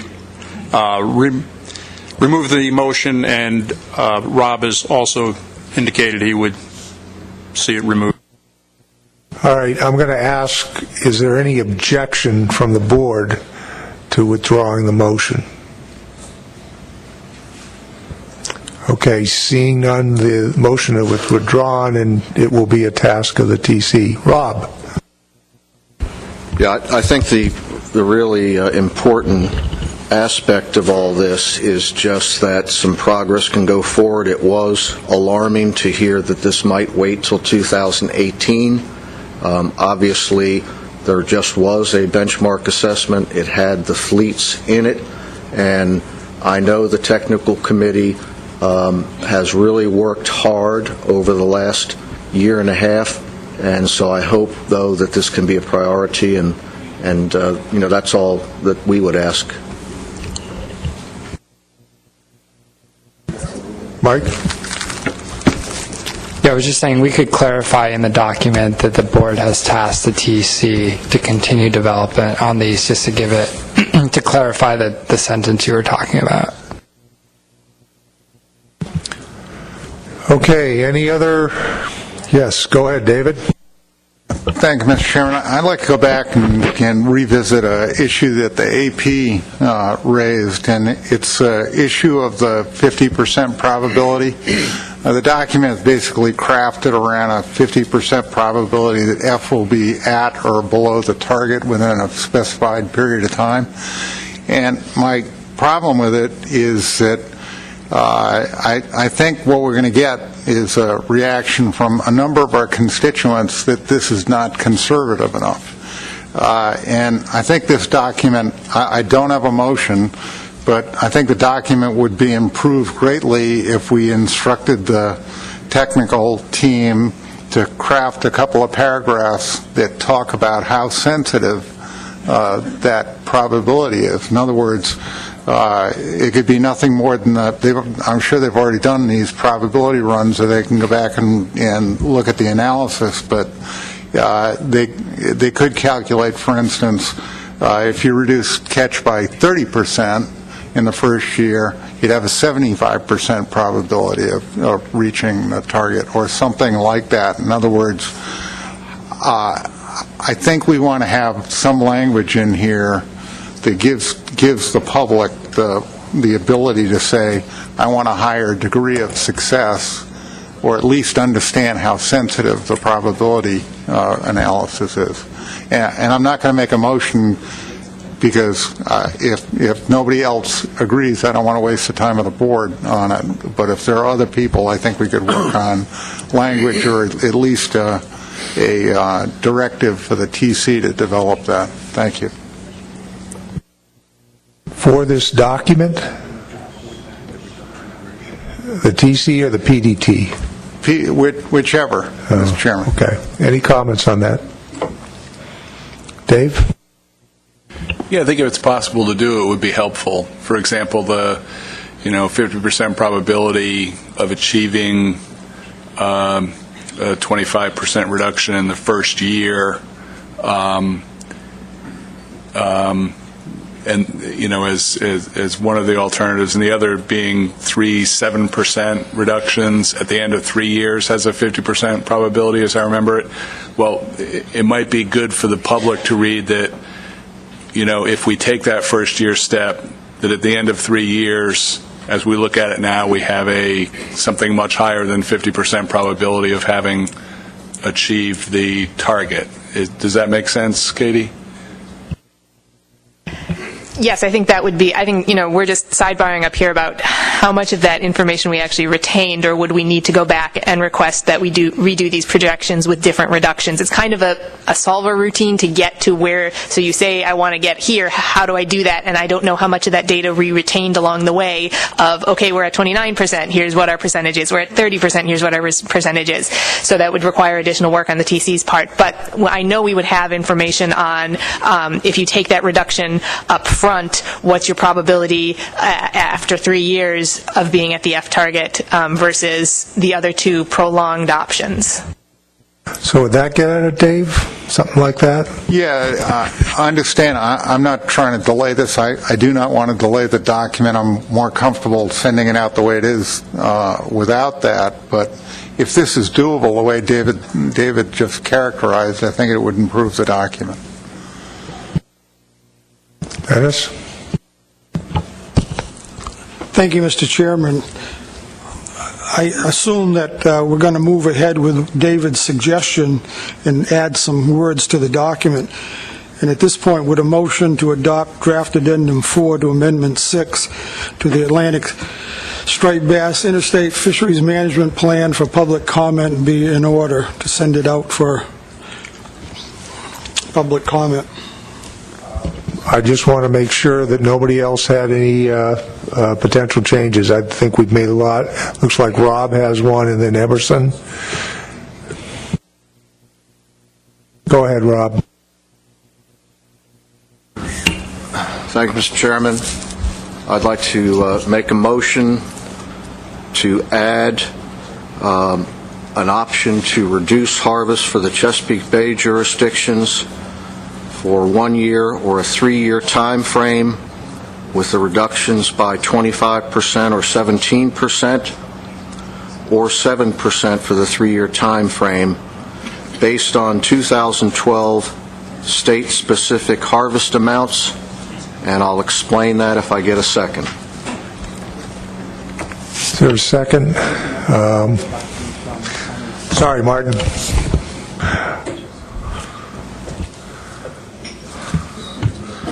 Martin Gary seconded that.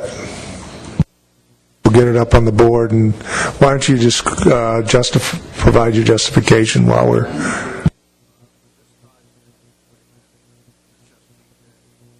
Thank you. Thanks a lot. I have a loud voice, but that was better. This ties in with the way management has been since 1997. There's been a Chesapeake Bay-wide quota. We distributed a white paper to you so you could see some of the information in case you aren't aware of that system. It covers both commercial and recreational harvests, and the reason for asking for a 2012 basis for the Chesapeake Bay is that we have sort of lived and died by the results of the harvest control model. Although fishing mortality rates, except for 1 year, have been below target, and the year it wasn't was 2003, fishing mortality rates have been very modest, so that we have the exploitable stock biomass and changes to the exploitable biomass year to year. So in 2013, because of the exploitable stock biomass output, we elected to reduce the harvest by 14% for recreational and commercial fisheries. This wasn't the first time that we reduced harvest. We'd reduced it in other years.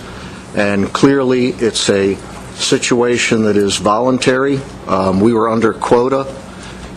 We've always been under quota in the Bay-wide quota, but nonetheless, it was very important for the jurisdictions to reduce that harvest. So for that reason, we're asking that for the Chesapeake Bay jurisdictions, 2012 be the basis or the reference for any reductions. This eliminates the situation that was created last board meeting where reduction from the 2013 harvest for the Chesapeake Bay was removed from the document, and it was left at 2013 quotas. There was also an option in a motion last time we met, which said that the recreational harvest could also reduce from the quota instead of the harvest. Obviously, some of the information that I provided you shows you that the situation in the Chesapeake Bay recreational fisheries has been managed very well on a bay-wide basis. We're the only jurisdictions that have tempered our harvest if we had a feeling that the exploitable stock biomass called for such a reduction. So I think that's most of it. There may be some questions. Okay, Adam. Would this change be only for the commercial options, or would this be for the recreational options as well, that would require some analysis be done to provide some different size, season, and bag limits that would reflect the reduction from the 2012 harvest instead of 2013, what's currently in the document? It's for both commercial and recreational. And as far as the size, season, and bag, I mean, they still are not all in this document. If you heard Mike earlier, for the Chesapeake Bay options, those haven't been filled out completely. So that would be something that it would still be the 25% reduction. You know, that would be something that the public would certainly understand.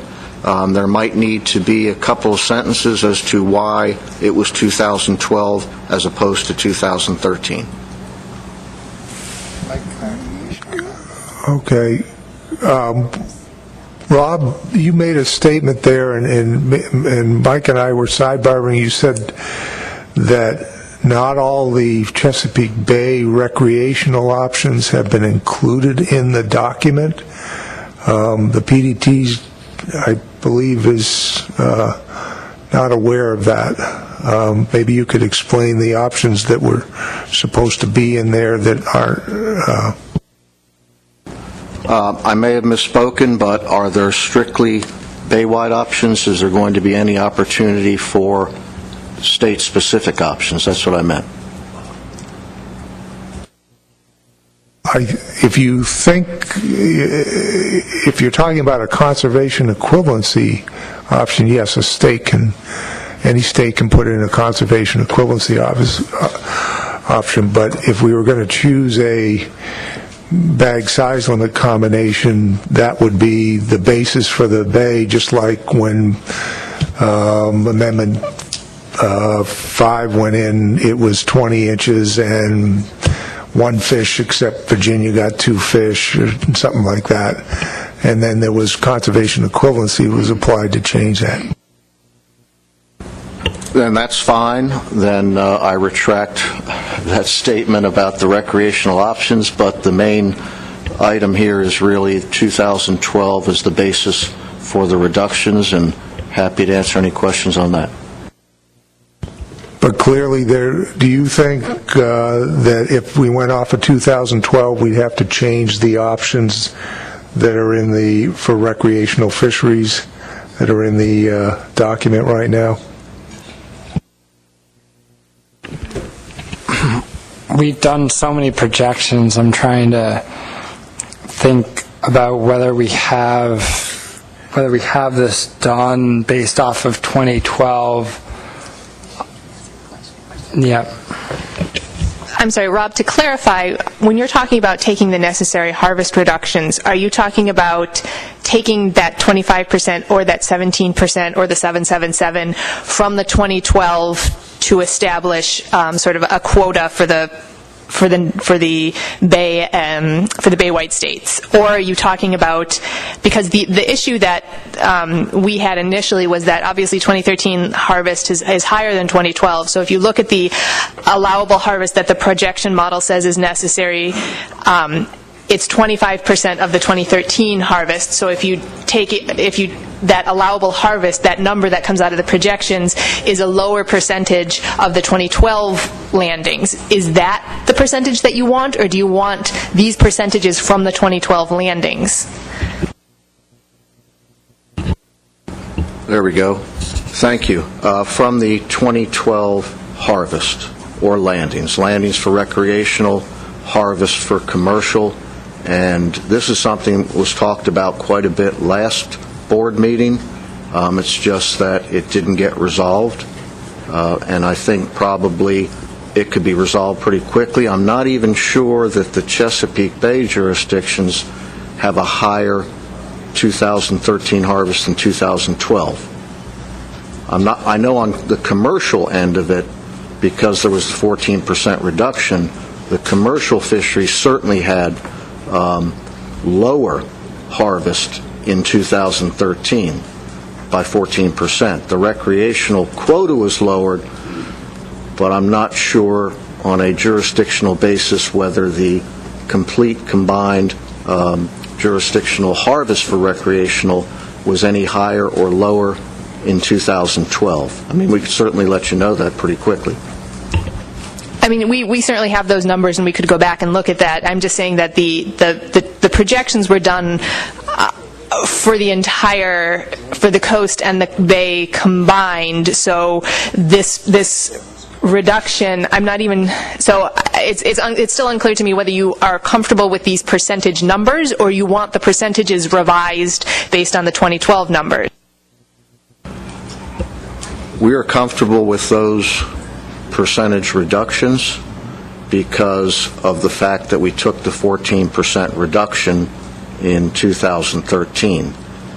Whether it impacted the recreational harvest as much, I'm not sure, but nonetheless, we would choose the same reduction scenarios that are up there right now, and that would be applied to 2013 for other jurisdictions outside the Bay. Leroy? I just have a question. In this white paper that you guys provided, Table 2, at the bottom of, there's two tables there, I guess A1 and A2, and it shows that both Virginia and Maryland recreational harvest, if I'm interpreting this correctly, in 2013 was much higher than in 2012. Am I interpreting that correctly? Because it seems counterintuitive. If you want the same reduction from a higher harvest, you're going to end up with or from a lower harvest, you're going to end up with a even lower harvest quota. I think you are seeing that, but then again, that's just the recreational. So as I mentioned before, the commercial fishery, when the 14% reduction was taken, I mean, that was right away a reduction for them because the bay fisheries generally come pretty close to their quota. And even throughout the process of the addendum, when the commercial fishery takes a reduction, that's it. I mean, those tags are lost or that quota's lost. So I think that's what you're seeing there. Further discussion on this motion? Okay, seeing none, I'm going to let the state's caucus.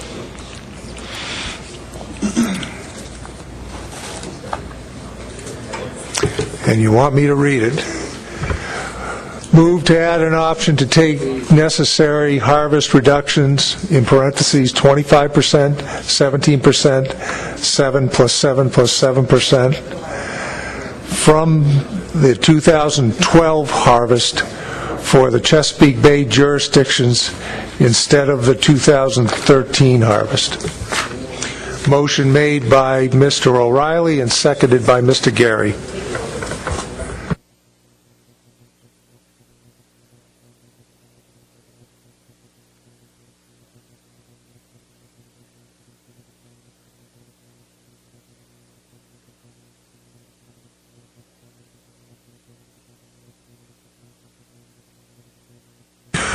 Okay, you ready, Mike?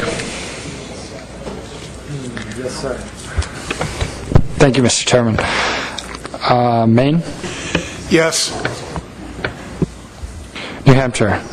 No. Commonwealth of Massachusetts. Yes. Rhode Island. No. There's a no. Connecticut. Yes. New York. No. New Jersey. No. Pennsylvania. Yes. Delaware. Yes. Maryland. Yes. District of Columbia. Yes. Potomac River Fisheries Commission. Yes. Commonwealth of Virginia. Yes. North Carolina. Yes. National Marine Fisheries Service. Yes. U.S. Fish and Wildlife Service. No.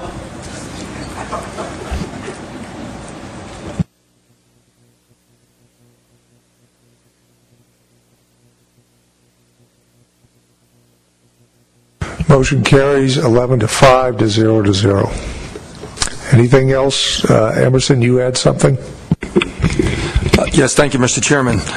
With your permission, I'd like to ask Mike some questions that I had asked him on the phone a week or so ago. Go ahead. Thank you. Mike, we had some discussion about looking at recreational measures of one fish at 30 inches and one fish at 32 inches. And to see what percent reduction in fishing effort those would attain. And you said if you had some opportunity, you'd take a look at that. Were you able to look at that at all and do any analysis on that? Yeah, so the problem with those options, so you're asking about what the percent reduction in harvest would end up being and how does that relate relative to the other options in the addendum. Mm-hmm. And we calculated that for I think it was option B2, I believe, which was the trophy fish option. And what happens is when you end up decreasing both the bag limit and increasing the size limit, the data set that you use to estimate the percent reduction in harvest, it gets a lot smaller because you need to be using the MRIP measured fish to calculate that percent reduction in harvest. So basically what I'm saying is that the analysis is constrained by the data set. So we couldn't estimate exactly what the percent reduction in harvest would be, and that was exactly the case for option B2 as well. As you see, there's a footnote in there that this option is obviously more conservative than option B1, yet the percent harvest reduction is less, and that's a function of the data set. So as we talked on the phone, all that we can really tell you at this point is those options would be more conservative than size limit options that are similar to the ones already in the document, so it would achieve more than a 30% reduction in harvest or something along those lines. So the analysis, the error around that analysis is the same as it is for B2, more or less? Is that what you're saying? Yes. Then I'd like to offer a motion that we include in the public hearing document with the same caveats that you have for B2. The reduction that would be obtained in the recreational fishery with one fish at 30 inches and one fish at 32. Is there a second to that motion? Michelle? Dr. Duval seconds it. Discussion on this motion?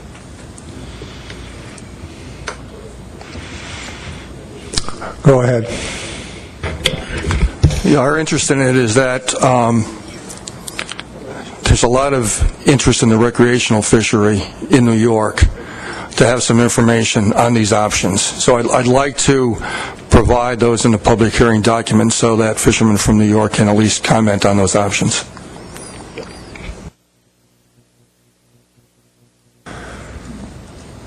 Okay. Any other comments from the board? Any, go ahead, Bill. I just briefly just like to say, well, now, this thing is something that the public can understand.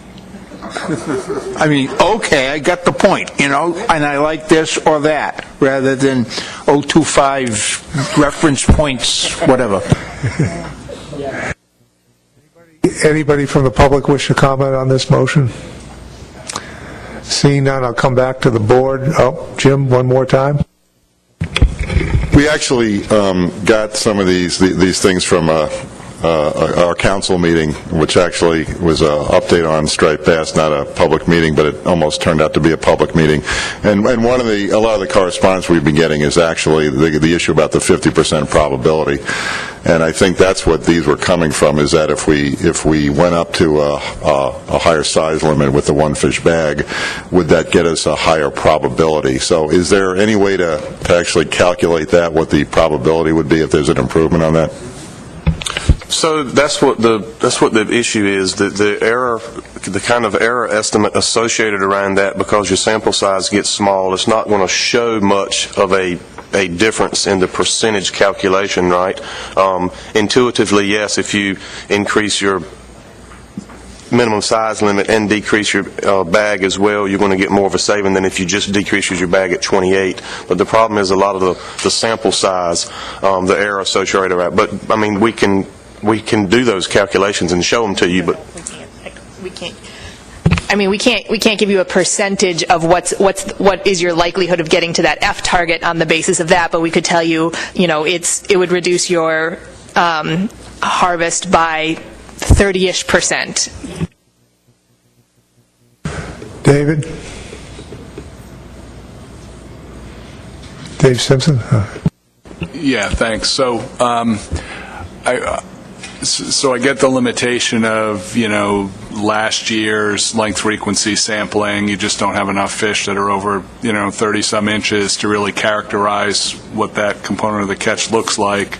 And that seems to turn up in some of the evaluations. For example, I'm looking at page 13, the one fish bag in 28 inches would produce a 31% reduction in harvest, but a slot limit where you'd only harvest 28 to 40 wouldn't achieve as much conservation. I mean, that's counterintuitive.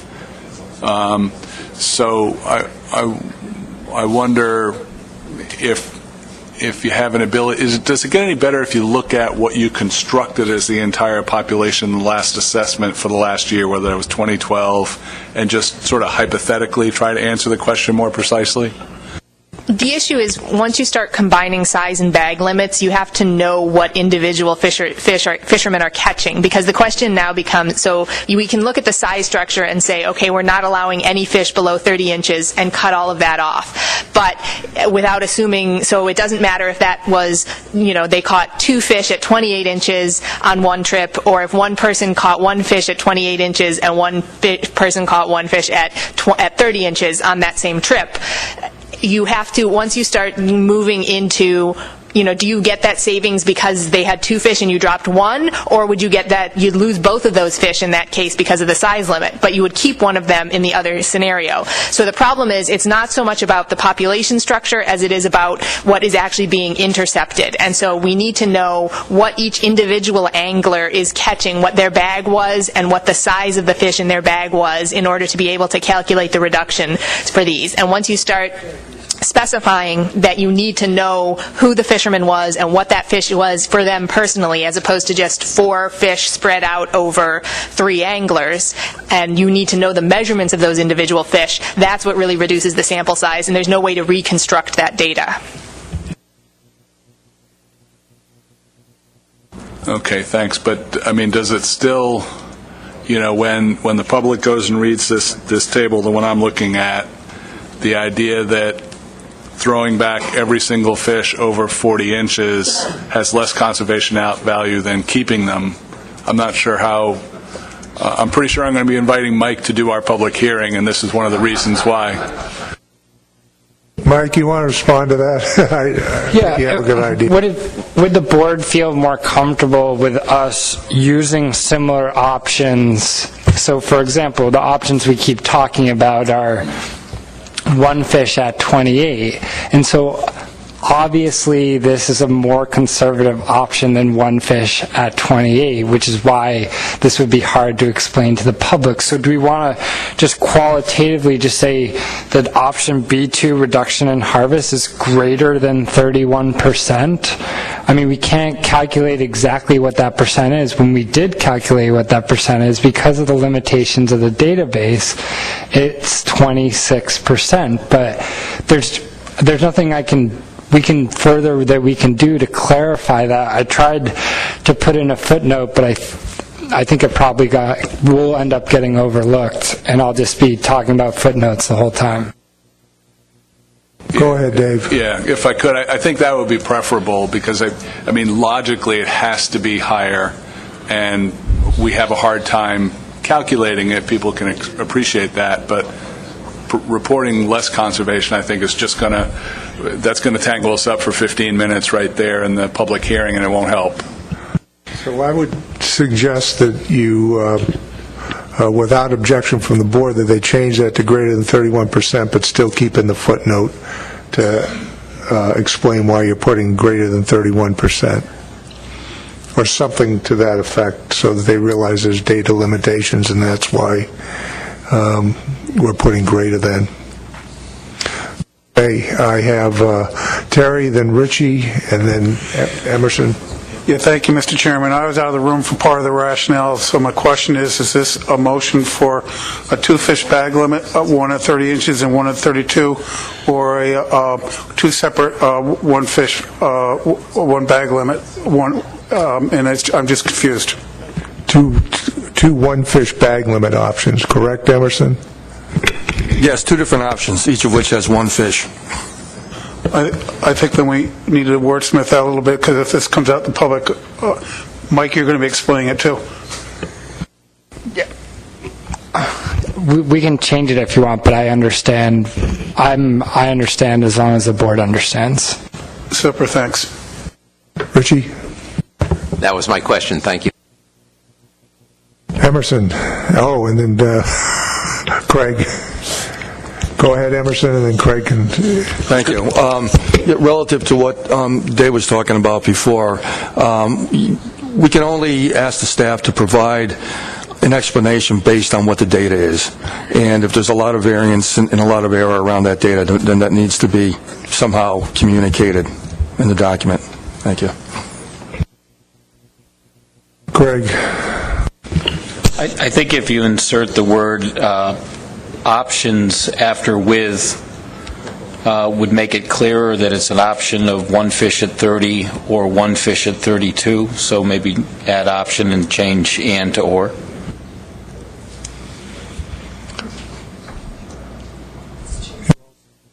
You all set with that? I'm fine with that. Yes, I'm fine with that. Dr. Duvall, are you okay with that change? Yes, sir. Okay. Bill Goldsboro. Yeah, I would say in addition to that, you could just make the word reduction plural, the reductions that would be obtained. That might help too. You okay with that, Emerson? I'm sorry, Jim and I are having a sidebar here. I missed that. Bill, you want to repeat that? Just to help with clarifying the intent, I thought if you would make the change that it was just done to make the word reduction plural, that would help as well. Yeah, that's fine. Thank you. Dr. Duvall? Yes, again. Thank you. Any other comments on this motion? Okay, well, let's caucus on this, and we will, I will try. I think you have to read it. You have to read it, Doug. Move to include in the draft addendum 4 for public comment the reductions that would be obtained in the coastal recreational fishery with options of one fish at 30 inches and one fish at 32 inches. The motion by Dr. Hasbrook and second by Dr. Duvall. You said and instead of or. Which is it? Okay, or. Do you want me to read it again? Okay.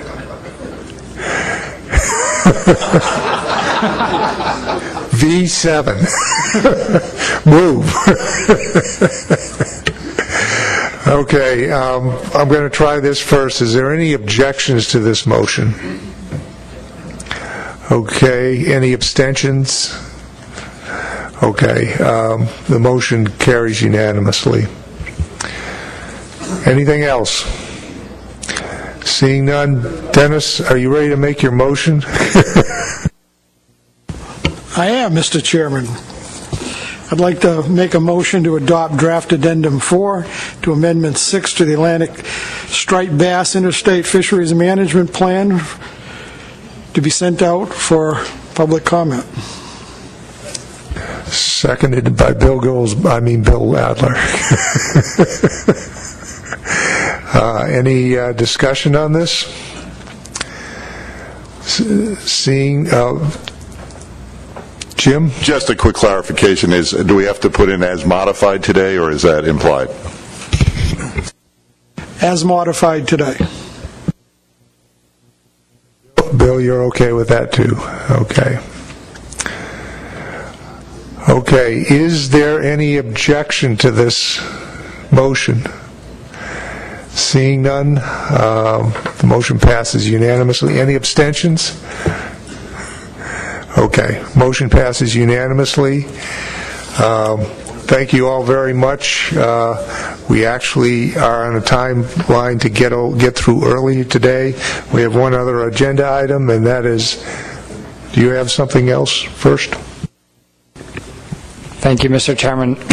I just wanted to give everybody a heads up that I'll be in contact with everybody regarding scheduling public hearings so we can start working on that and over the next couple of days. Thanks. Okay, Wilson Laney, you've got an item under other business. Yes, sir. Thank you, Mr. Chairman. I just wanted to let everybody know that we did get a matching Saltonstall Kennedy grant to the Coastal Recreational Fishing License grant that North Carolina had already given us, so we will definitely be doing a cooperative winter tagging cruise in 2015. So that means we'll be doing the trawling-based tagging of striped bass, which we didn't do this year because we didn't have the match, and we will also be doing the hook and line-based tagging as well. So that'll give us a second data point in addition to the one we generated in 2013 to be able to compare hook and line tagged fish with trawl-based fish.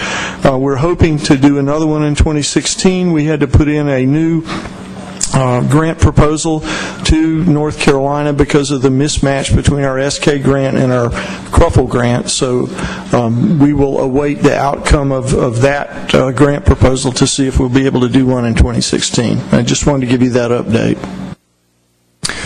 Thank you, Wilson, and thank you, board members, for putting together a draft document for public hearing with a wide range of options and doing it in a good amount of time. So I'll take a motion to adjourn now. Bill? So moved. I think it's unanimous. You